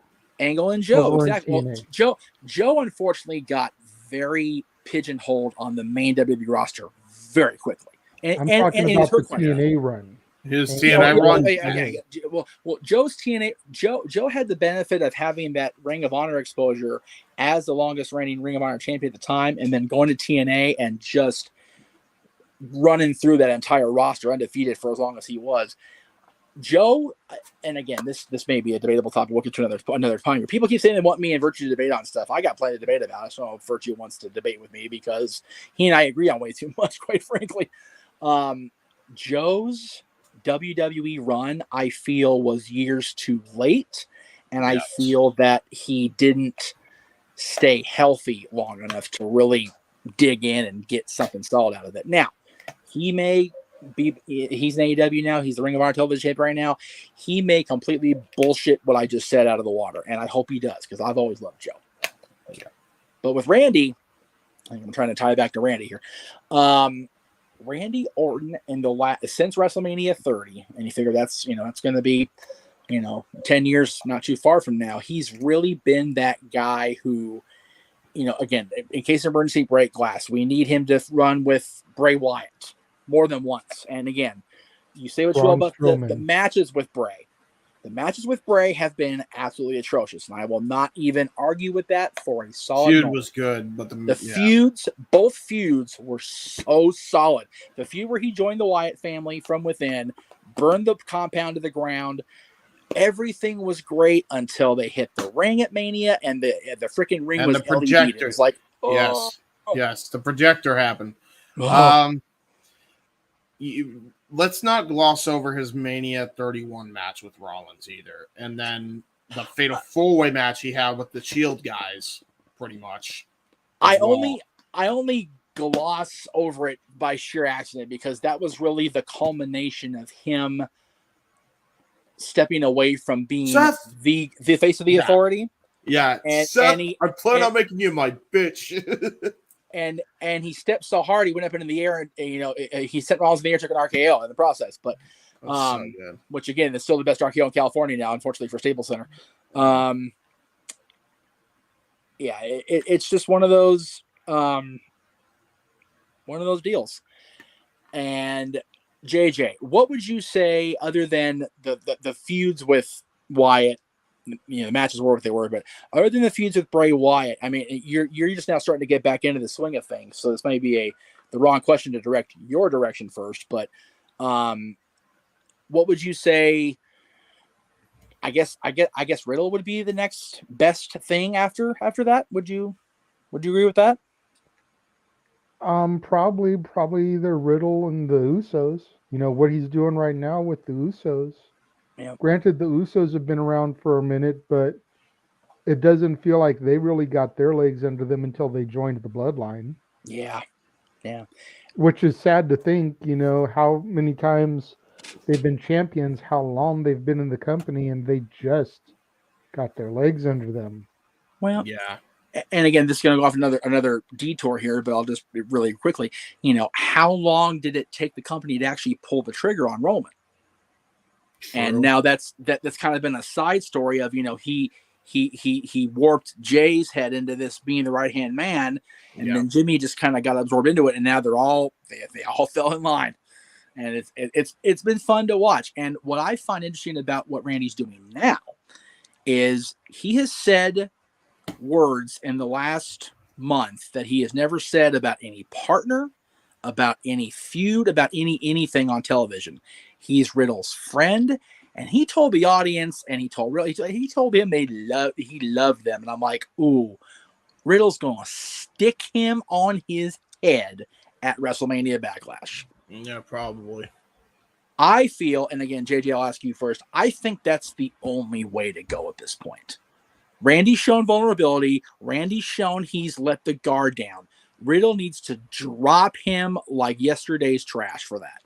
Just to show everybody that Randy has shown minor weakness, and then when he comes back, him and Riddle can tear shit down.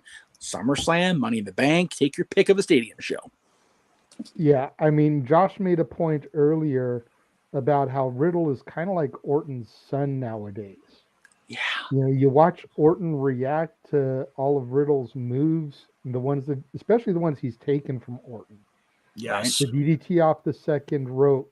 Yes. How he'll coil up and start taunting for the RKO. That springboard RKO at Mania this year. That was so good. And Orton reacts like a proud papa. Yep. Watching his kid hit a home run in Little League or something. Yeah. So it's like it has to be Riddle turning on Orton. Yeah. And Orton is going to have to win the feud in the long run after the betrayal. Right. Yeah. But I feel like there's so much steam for this that this could easily carry to Mania. I was going to say, I often use the phrase of meat on the bone when it comes to a feud, a program, whatever. There is a freaking side of beef on this program. They could have Riddle turn at Backlash, which is only a couple weeks away at this point. Yeah. But less than 2. I was going to say, have the turn at Backlash. Yep. Then the next pay-per-view is Hell in a Cell. But don't pull that trigger right away. Well, hold on. I mean, it's a little bit early for that kind of trigger, but it also would kind of, you figure the history between the two, it could make sense, but you still got Money in the Bank. Have both of them in the match for the briefcase. Cost each other. SummerSlam, with this being 20 years of Randy Orton in the company, maybe give Randy the chance for Rollins' gold at SummerSlam and have Riddle cost him. Yeah. I mean, I am perfectly okay with Survivor Series. Yeah. Both of them could lead a team. Oh, yeah. Rumble, obviously. Yes. Chamber, put them both in the chamber match. And then you get to Mania and you have that huge blow off. Yeah, for sure. Yeah. Yeah. This is, and again, this is standing or something. Yeah, this is going to sound bold, but stick with me here. And I'll ask James, since JJ gave that amazing spiel and amazing thread to follow there. This is one of those feuds in the company right now that could very easily carry through the big 5 stadium shows and not necessarily have to be on the lower tier shows like Backlash, like Hell in a Cell, whatever. This could very easily get us through another year of programming with only having the matches themselves on the big 5. I agree. Because of the emotion, just all the investment that Randy has put of himself into this young kid. And Riddle's itching to do something else because he's wanted to fight Goldberg for real for a minute. And they're not going to do that to either of them because the office loves Goldberg and they like Riddle enough where they don't want to pair him with Goldberg and have the audience shit on it. So this is the best way. And JJ made a great phrasing of the statement. It has to be Riddle turning on Orton. If Orton turns on Riddle after everything that has been said and done, it's just, at the end of the day, it'll come off as you the audience bought into this and we don't give a shit. And that's dangerous at this stage of the company. I feel like Orton turned on Legacy. Yep. It's got to be done to Orton now. Yeah. Yeah. Orton got turned on by Evolution. Well, by Hunter with orders to Batista and Flair. Let's not lie. Orton then turned on Legacy when they got too big for their own britches. He projected there. Riddle having broken Orton down to the point of saying friend and love. Dude, you are a snake. What are you loving except the thrill of the kill? What is the matter with you? And that's what he should say. It's like you were the apex predator. Now you're just my bitch. It would just be so perfect. Mm-hmm. And I think this is one of those. This is a little inside baseball, JJ, but this is one of those feuds, like with Foley, that could really turn a corner for the fan that has still not bought into the Randy Orton legacy over the last 20 years. And then you even can have the potential for some tag matches. Maybe do Orton and Cody against Riddle and question mark. Yeah, there you go. I mean, we saw those pictures circulate from last night of Orton and Cody hugging and embracing Yep. After the 20-year celebration, it's like, that's legacy right there. Yeah, for sure. Yeah, the fact that they've got Cody available to them now is really going to be something this next year or so. For the right, I also want to point out, like, you know, we're talking so much all of a sudden about like what the future could hold for Randy Orton.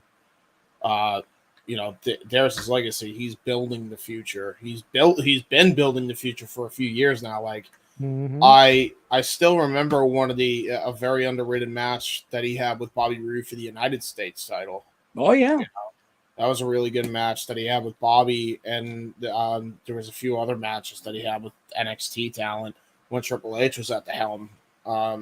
He's had the opportunity to work with those guys that have come in from TNA, that have come in from the Indies and Ring of Honor and whatnot. And he again, you put him with anybody, you put him in any situation, he'll deliver. Yeah, him and AJ was really good too, despite the fact that the poor people couldn't see, you know? Yeah. It was okay. Yeah.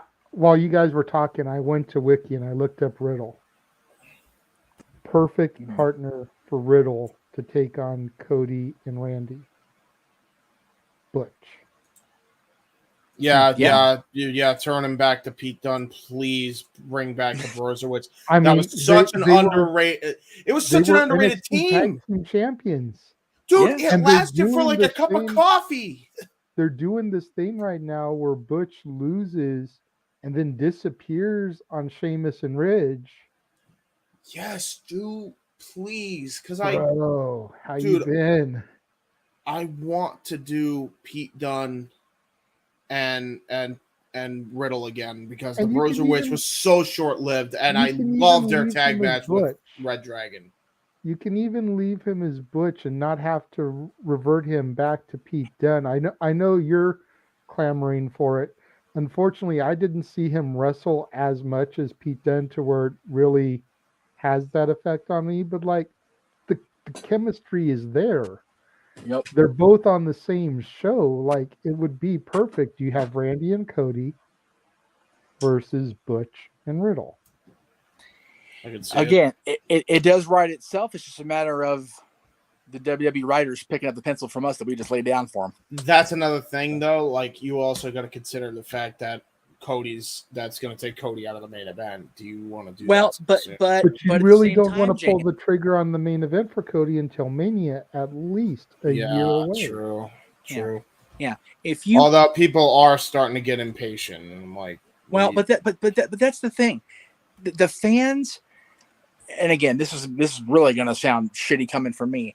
The fans should not be dictating every nuance of the booking. No. We want what we want. Cool. Mm-hmm. You know what? Sometimes it's better to not get what you want right away. We a bunch of spoiled brats. How much more gratifying was Bryan's win at 30 after the slow build, the yes movement, the whole 9. Modern day wrestling fans have short-term attention spans. They need things hot-shotted. Something happens today, they want to see the blow off next week. No, tell a story. Yeah. Bring in outside characters to add layers to things. Like we said, so he turns at Backlash. Okay? You talked about not having him on the B pay-per-views, but just the big 5 stadiums. So you have him in Money in the Bank. You have him fight at SummerSlam. You have them lead Survivor Series teams. You have them in the Rumble together, maybe even at the Chamber. Then you get to that big blow-off match at Mania. For those B pay-per-views, you could have the Orton Cody versus Butch and Riddles, or you've got those for Raws throughout. Yeah. While you're building the story for Cody and having Cody go through champions of past. Getting to the Rumble where he wins the Rumble or the Money in the Bank briefcase to get that payoff at Mania. You just add all these layers like an onion and you slowly peel away. so that once you've peeled that whole onion, you get that teary moment. Yeah. Of yes, the sir. gratification. Yep. Yeah. I think the reason why people are just in fairness, just to kind of defend it a little bit, not that they should be doing that now, but I get why fans or old fans, specifically the WWE, are so impatient with the E. Everything that happened in 2014 onward, I mean, they were done. I mean, I think you could attribute that to the way they treated Punk, to the way they treated Bryan, to the way they treated a lot of people, to the point where they even found out that Bryan wasn't even going to be the one to win at 30. It was going to be Batista. Right. You want to talk about seeing the same nuance over and over again, like and being sick of Batista. I mean, they were going to go with Batista instead of Bryan, and I think that's ultimately what chased a lot of people off, and it's to the point now where we're in the hole that we're in as a whole. I think the network era has definitely been not company killing, but definitely detrimental to the hardcore fans. Now, I was going to ask you guys this before the whole industry, really. Well, to the pay-per-view industry, yes, but the in-ring work has not suffered across the board for my money. So. No, not at all. But that's the thing. And I say this too because if we're talking about how they're going to put over Riddle huge, but like I mean this. If Cody did not, along with the Bucks and Kenny, start AEW, right, and Cody then eventually went back to the WWE because AEW was actually providing some legit competition, right? None of this would be happening. Like, seriously, we would not be talking about Matt Riddle, going up against Randy Orton in a feud right now. Like, that's just not going to happen. Right, it's very likely. But let me, as far as the hot shot booking, JJ made a great point. Let me ask both of you, since there's someone here. Everybody, chat room too, please. When we were fans coming into our own as fans during the Attitude Era, I'll even say, what was the best feud from each of the three companies? Raven and Dreamer, which lasted years, almost 2 years, almost 3 years. Austin Hogan McMahon, which really had the blow off in early '99, but it still carried through to the summer. And Hogan Sting, which was 16 months. Yeah. And there was a pay-per-view every month in the big two companies.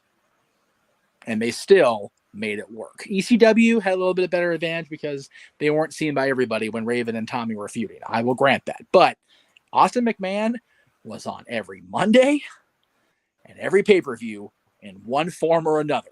And WCW versus NWO was so saturated that the NWO had their own pay-per-view. And by the time the Sting-Hogan feud ended and they went to the next pay-per-view, all the pay-per-views were WCW/NWO.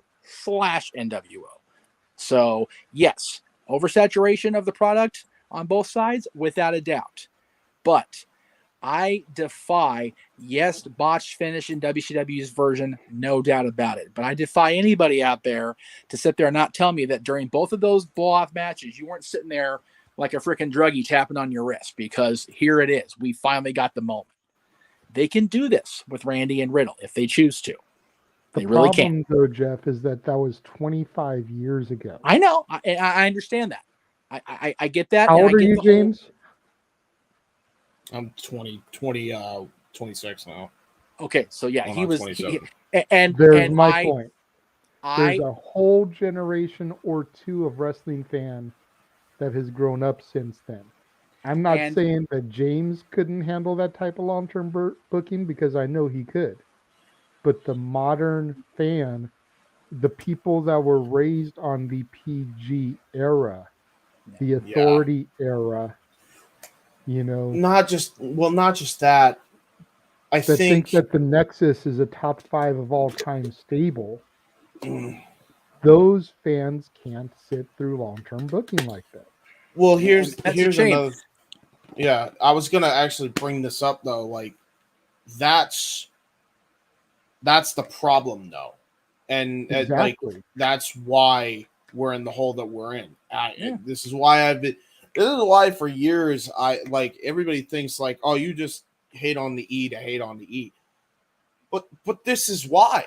They're the blame. They're to blame for where we are in the industry. Across the board in every company. You know how hard it is for AEW to get fans nowadays? Dude, you put AEW during the Monday Night Wars, I guarantee you they at least do 2 million, 3 million a week. A week. Well, they can't even sniff their jockstrap now because of where we're at as an industry.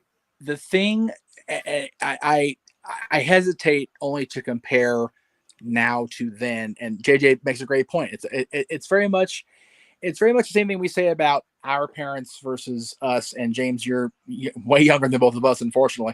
You know, but even your parents, the generation gap is a mucker further in everything of life, and that includes wrestling. You know, like I said, you were literally gestating when the Austin McMahon feud and Sting and Hogan was a thing. I was a little toddler in my diaper. Little bitty tot, you know, still in the crib doing his thing, you know, racking the crib, whatever I'm trying to say. Anyway, you know what? We know what you're getting at. It's late. I'm getting tired as hell. But I still have faith, and again, this is me being the eternal optimist when it comes to the thing I love second most besides my son. I have faith in the wrestling audience, and I feel like if they're invested in the Orton Riddle thing as they seem to be every time I bring it up, and it took him forever. But the fact of the matter, I was telling Dad this during Raw last night. Okay, I'm over it. I like the Riddle kid. I'm good with it. Let's see where this goes. They've got me invested in a guy that I have not only shit on, I've taken him in the middle of a grocery store aisle, bent over and dropped trout and dropped dookies on him in public. I just like this guy so much on TV. And I'm like, you know what? Let's see where this goes. I'm cool with it. But knowing in the back of my head that, James, you could be right. This could just be one big giant crap that they take on all of us here in a couple of weeks. But I have faith that they won't. And I have slightly less faith, but still have faith that they can, if they so choose, pull a long-term story out of this. This is the only reason I don't is because I've been disappointed before. The only reason I even have faith that Cody is even getting the strap at some point is because he's saying the words belt and wrestler, which means that some bitch has full creative control of what he does. Right. Like, and that's with Cody. Nobody else does. That's the problem. Not even Orton. I mean, how much crap have they booked him over the years? Oh, I trust me, a lot. So it's like, you got to put that in perspective. That's where we're at right now. It's yes. And granted, this is why I don't understand the hate for what AEW gets, because they've done multiple really good long-term stories. Yep. Like very many good long-term stories. They're doing one right now with MJF and Punk. Yes. It's not over. Don't you dare think it's over. It's not even close. No. So, they're telling that story, and they've told the story with Kenny and Hangman, and just the whole rise of Hangman, the rise and fall and rise again of Hangman Page was an awesome story. And then there's probably 7 others that I'm probably forgetting off the top of my head that AEW has done. Right. But the bottom line is they do it. And the fans nowadays, to your point, JJ and Jeff, are not used to this. They're not. They've been so conditioned to short term, get it out there, short term, like it's TEW or some crap. Like, just book it, Because and then WWE is playing to their children audience. Right. Yep. Which is half the problem. I don't think we should be doing short-term memory teaching. I think we should be doing a lot more long memory teaching. Have you seen Twitter? Well, I've seen Jeff rant about Twitter. Yeah. All of Twitter, us have. Twitter's very much in the news today, but that's a whole other topic for another time.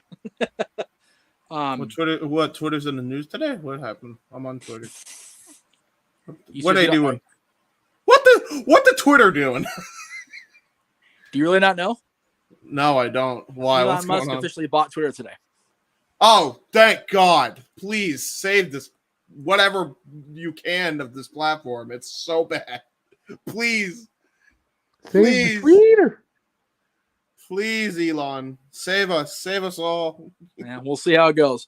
But anyway, we went off so far in the weeds. We're in another force at this point. But Randy Orton, again, we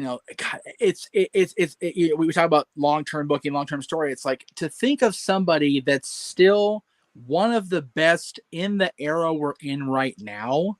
Yes. Was a byproduct of the end of the Attitude Era. And he's been going consistently for 20 years. That makes my wrestling fan, my sports entertainment fan heart warm, because it's like, this guy should not have made it. He was a aloof, freaking deserted the military, got dishonorable discharge, had no reason to succeed at all, got the business handed to him, so they said, by his father and the legacy that his dad had built. And instead, he's in the conversation forevermore as one of the best ever. And I think that's one of those stories that makes for a hell of a documentary and a hell of a movie. And it's great.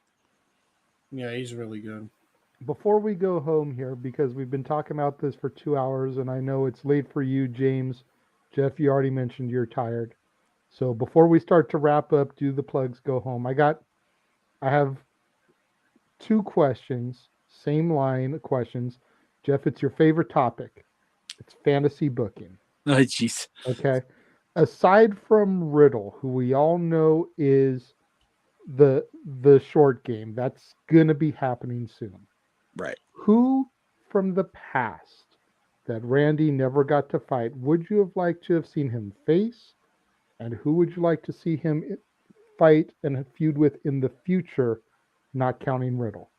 James, you first. I mean, this is an easy one because they've never had a straight up one-on-one match, high profile. It's got to be him and Cody when Cody gets the strap. It's got to be. I mean, that feud writes itself.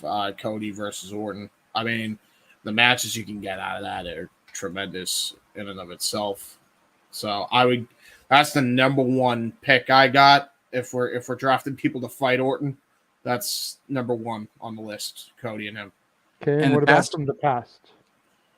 From the past? Well, I mean, him and Cody did feud in the past, but I guess right, but yeah, basically talking about people that are retired. Yeah, people from before Orton's time. There you go. Him and The Rock in a one-on-one encounter, I feel like is a must-have. Okay. I don't know how you do it. I don't like, because I'm sure his last match is probably going to be with Roman, but if you can get one more match with him and Orton before then, like maybe even in the number one contendership deal at the Royal Rumble, do it. Well, no. What JJ's saying is, if Orton could fight anybody, like Rock in Prime versus Orton in Prime. Yeah. So The Rock's a great answer anyway. Well, okay. I'm gonna unfortunately take the easy way out and say Cody as far as the future, because that it does when Cody becomes champion. That's I got my father's legacy. Orton's like, legacy, huh? Interesting to use that word. So boom, writes itself, like you said, James. For the past though, it's been talked about many times. Stone Cold Steve Austin.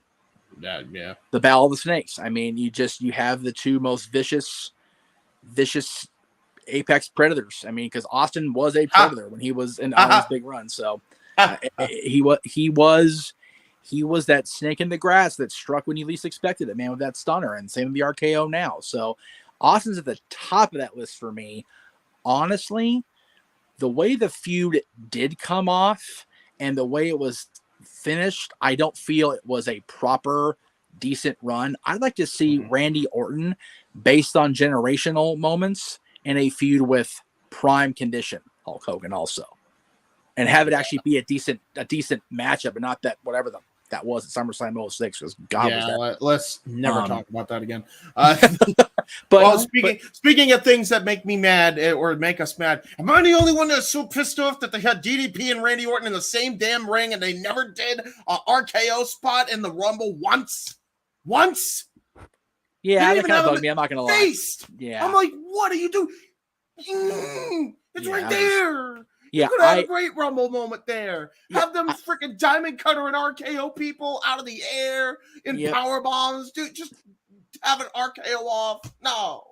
I think if you get a battle with the variants on the Ace Crusher, you got to have those two at the top because the stunner's great.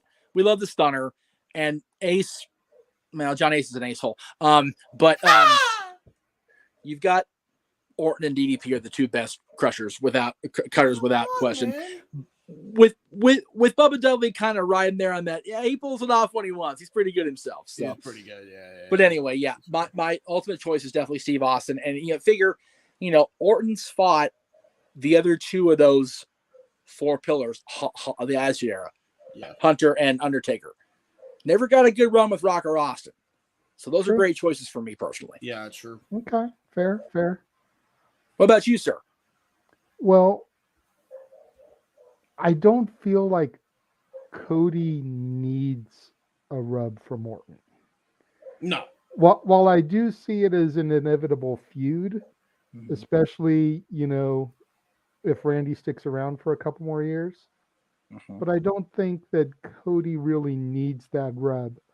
For the future, I'd like to see him either work a long-term program with Chad Gable or Gunther Walter. Oh, I feel like both of these guys would benefit huge from a series of matches with Randy Orton. And Gable, with Alpha Academy, you kind of got it a little bit with RK Bro, but I'm talking like a full-on feud with those two. I dig it. For the past, we mentioned him earlier when we talked about Orton and Evolution. I would love to have seen Orton and Tully. Oh, God, yes. Yeah. But it has to be Randy in the asshole mode. Just the fans are going, who do we cheer for? What do we do? Intercontinental versus TV title. Let's be honest. Yes. Yeah. Tully in full TV/US heavyweight champion mode against Intercontinental champion Orton. God, yes, please. Yeah. WWE 2K, book that now. I'll have James and Noah call it. God damn it. I have honorable mention. Jake the Snake Roberts versus Viper Randy Orton.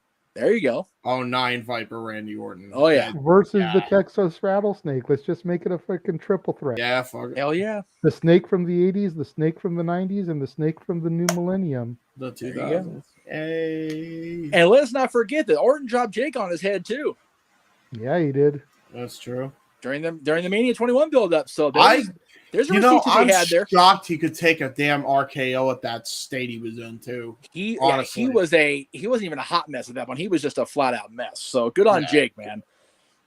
He was a mess that became lukewarm like a Burger King burger. Before Jeff does the shills and the plugs, anybody in the chat room still? Who would you like to see Orton work with, be it from the past or for the future? Leave your comments while Jeff gets those shameless plugs in. Jeff, take it away. As I do, yes. So this one's still up in the air because of Greg's current situation medically. But if he's ready to go, the Greg Cherry Show, of course, every Wednesday. If he's not available tomorrow, we'll get our shit in one or the other on the Jeff Meacham Network. You know how we do around here. So Thursday is if you're watching the No DQ stream, it's a busy day for us in the galaxy because it's 7:00 Eastern over on the Jeff Meacham Network. We've got the return of Stat Boy Rants, and hopefully he's not 5 moonshine shots deep at that point. If he is, it might make for an even more fun show. We'll see how Mikey does. Of course, 8:00 is an ODQ review, and Aaron and Virtue are going to have a lot to talk about. There's a lot of shit going on in the world right now, in wrestling and otherwise, so it's going to be an interesting Thursday night over on No DQ. Friday, of course, the dads, always in wrestling. We are back with our top 10 backlash matches. It's basically the Randy Orton show, apparently. So we're going to go ahead and talk about Randy again on Friday, which is fine. That's all complete good. With an all-new opening video. Yes, JJ created an awesome opening video for us, and I can't emphasize enough how good it is. Yes. And it's so good that I had the old music for the closing like I always did. I'm like, this doesn't work anymore. So I ended up just overlaying the closing graphics over us talking at the end just because it didn't seem to fit anymore. I'm like, okay, let's see how it goes.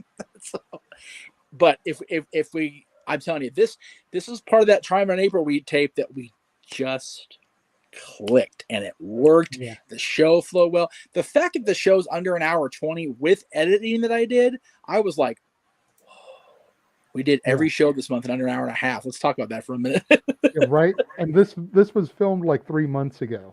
Yeah. Like we've been sitting on this for a minute. Yeah. So, and the reason we say that it's a big, because this is the last show, at least for now, it's going to be not only on Friday, but already canned. When we go on the air, May 9th for Dads, Not Always on Wrestling, with Dwayne Johnson's Greatest Movies, it'll be at 4 p.m. Eastern, 1 Pacific, preceding the Renegades reviews, excuse me, and we will be live for Dads for the first time, and I think ever for Dads, just straight up Dads. 4 Eastern, 1 Pacific, or 4 Pacific, 7 Eastern? What? No, because you're on at 6 o'clock, aren't you? Yeah. Yeah. So if you're on at 6, and we're going to talk about The Rock, we're going to go at least 2 hours anyway. I don't want to be on. The whole thing with Monday is I don't want to bleed into Raw. Oh, okay.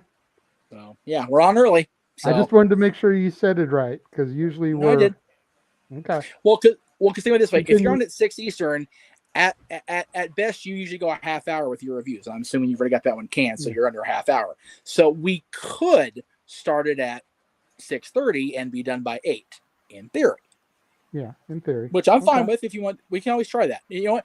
We're live, we're off the cuff. We'll try. We'll try that. 6:30 Eastern. There you go. Just before we'll go right into Monday Night Raw. It'll be Renegades reviews. It'll be Dads. It'll be Monday Night Raw, and then No DQ. It's going to be a freaking gigantic block of wrestling on that Monday, and that's May 9th, by the way. May 2nd, of course, is The Rock's birthday, as he told Mick Foley very famously.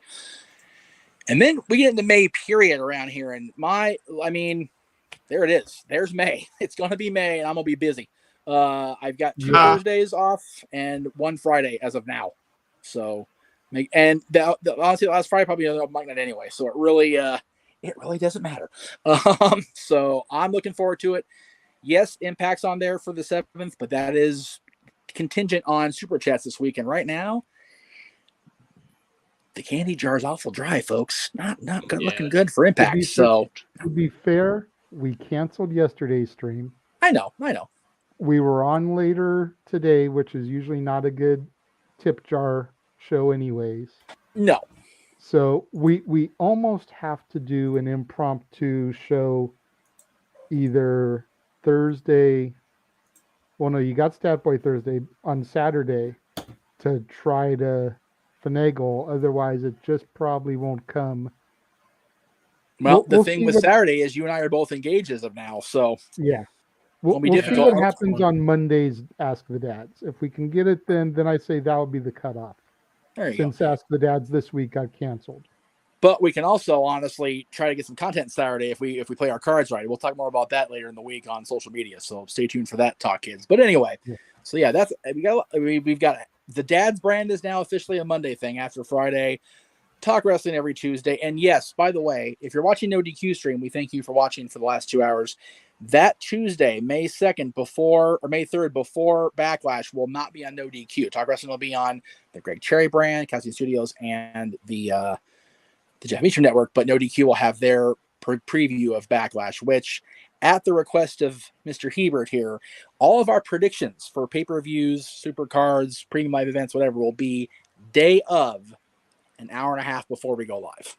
Yeah. That way he doesn't have the chance of falling asleep on our prediction shows. Yeah, not just that. I think I somehow won, just not even thinking about it too much. And it's one of those, I can appreciate Aaron's desire to get predictions in as early as possible so they have time to be viewed, be watched over the course of a week. But with WWE's consistent penchant, if you will, for booking shit last minute, this is the way to go from now on. So this is what we're doing. Sure, absolutely. And that's across the industry. AEW does that shit too. So does the NWA. So does Impact. So we're doing it this way from now on, and I'm okay with it because that just means we're on the air longer, and I'm more engaged and have more to do on a Sunday or Saturday, which I never have a problem with. So there we go.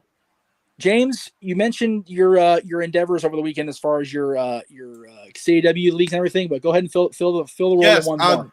I was actually gonna say I don't know if there's a way I could I sent you my picture. If you could I don't know if there's a way you could put it on the actual thing. I sent it to you on Messenger, but you sent on Messenger? Okay. Yeah, the official poster. Yeah. Give me 1 second. I'll find it. Cool. But yeah, I like this poster. It basically encapsulates the whole show in a nutshell, basically. So for those who are wondering where this is going, if you're a Weymouth Youth Wrestling fan or a WYW fan, and you wondered why the intro got changed from being to in 2022 or 2023 to having absolutely no date, 2 reasons. 1, the pandemic was a son of a bitch and completely halted our progress. Number 2, I just don't want to put that stress on putting a damn deadline on our show. And I was going to make a formal announcement on the channel. Probably still will, but for now, I'll just do it here. So, WYW is still on. We've gotten a lot of progress. We're 7 months into recording. But if you have never heard of this show before, it's a CAW show. And it's actually, funny enough, since I'm on No DQ, inspired by No DQ CAW. We wanted to do a CAW league ever since we were kids watching the show. I don't even know how old I was. I was in probably like 7th or 8th grade when I discovered No DQ CAW. So definitely give us a shout. I was back in my younger days before I became an old fogey doing this shit with y'all now. Don't mind me. Exactly. Dude, I feel old just knowing that.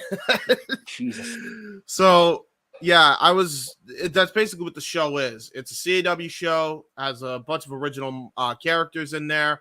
Michael X, Sean Maverick, Mark Young, Xavier Nightingale, myself, who is in the green, James Archangel, Matthew Nova, Johnny Starr, Victor Sagat, Joanna Ramos, Lizzie Gray, Luke O'Lucky, Azam, Kyle Weaver, Chris Phoenix, Jones Meister, Brandon Curtis, Eddie Kelly, and everywhere and in between is probably in this poster. There's probably names I'm forgetting.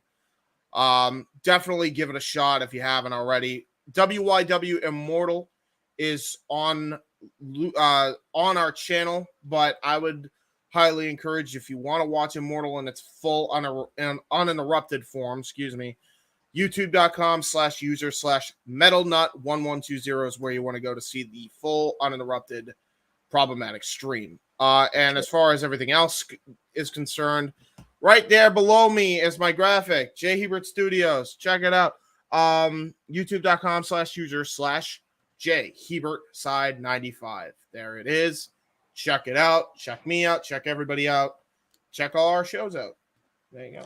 Get our shit into your lineups. That's it. And JJ, I was going to use this graphic originally at the end of Dad's on Friday, but since you're here, since we're all here, give me a second here. Let me get rid of that screen here. Hang on one moment, because I don't know why it does this to me every time I try to load something here, so bear with me. There it goes. You, my friend, are also returning to the airwaves officially, as we announced last week on Open Mic Night. But you're starting off hot and heavy with your month of electricity. Yes. I will be back in full force beginning on Monday, May 2nd, The Rock's 50th birthday. Going to be starting my month, technically 13 days, because I will be only doing reviews on Mondays, Wednesdays, and Fridays now. But starting my month of The Rock with the Scorpion King. My first week is already action-packed, no punches pulled, because you've got the Scorpion King on Monday, Wednesday is the rundown, and Friday is Walking Tall. Love it. Like, you want to talk about a hat trick. Right. And then over the course of the month, we've got Be Cool, we've got Central Intelligence, we've got Snitch, we've got Pain and Gain, we've got Red Notice, and more. Yeah. And just that first week, it's not just Dwayne. His co-stars, his supporting lineup is nothing short of stellar throughout that first week. Yeah. Michael Clark Duncan, Kelly Hu, Johnny Knoxville, Sean William Scott, Rosario Dawson, Christopher Walken. Who plays the female lead in Walking Tall? Because I remember thinking, like, man, where'd they find her? And can we have more of her on my screens, please? I believe it was Ashley Scott. Yeah, that's who went on to play John Cena's girlfriend in The Marine. And yeah, so just going back to the Cena Rocky feud. Rocky had her first. I was gonna say there's a whole other thread to be pulled on that one. Jiminy Crickets. But yeah, that's what it is, guys. So thank you all Johnny for watching. Knoxville before he was, when he was still tolerant to watch. Right? Yeah, not doing after crap this year's WrestleMania, he'll probably go into the Hall of Fame next year. That's it. And so JJ, you mentioned earlier about the NWSF. You're like, what are you talking about? It's like, yeah, this is my lineup. Just for the record, everybody out there, the Outsider shirt's on its way. Everything else is already at the house. So, yeah. And that's not counting the freaking NWO gift set they came out with for their Hall of Fame induction, where it's got like a do-rag and sunglasses don't fit my fat face, a Hall of Fame coin, all it's bananas. So we are I'm definitely NWO for life. So be careful wearing that do-rag when you go to pick your son up from school. You might get dress coded. Oh, trust me. We got letters after what happened over here a few weeks ago. I can't wear Brooklyn Dodger or Boston Red Sox anything at this school, let alone certain colors. It's like, do I live in South Central? Like, what happened here? It was ridiculous. Anyway, my daughter frequently wears a bandana to school, a la Fulton Reed style. Her favorite person from the Ducks films. I know you know. I'm talking to James and the rest of the viewers at home. I know. She has been dress coded at school because they say that she looks like she's gang affiliated. We're talking about my 13-year-old daughter. Come on now. No, that's ridiculous. And when her best friend wears her bandana the normal way, Portman style, she doesn't get dress coded. That's even more ridiculous. Once again, Brooklyn causing trouble for everybody. Anyway. Hence why I make that joke to you. Don't go wearing that bandana to school. You'll get dress coded. That's all right. If I wear any bandana, it's going to be wearing yellow Python power bandana. Brother. Okay, anyway, my back's out again. There we go. But anyways, we all thank you for joining us on this 2-hour-plus trip down memory lane. The career of the Viper, the Legend Killer, the Apex Predator, the Blue Chipper, the future of evolution, the leader of legacy, whatever you want to call him. RKO, RK Bro, Randall Keith Orton. Thank you for joining us today. James, thank you for being here. Jeff, thank you for moving this to another night since you were unable to do it yesterday. I'm really glad we were able to get this in today. Definitely. To our fans that are still with us, thank you for joining us. And until next time here on the Jeff Meacham Network, the Casa D18 Studios, the Greg Cherry brand, and of course, thank you, Mr. Rift, and the rest of the No DQ Galaxy for allowing us to be on your channel this evening. I am the Renegade JJ Williams, James Hebert, and y'all know this guy down here, the West Coast Professor, Jeff Meacham. We will see you guys next time.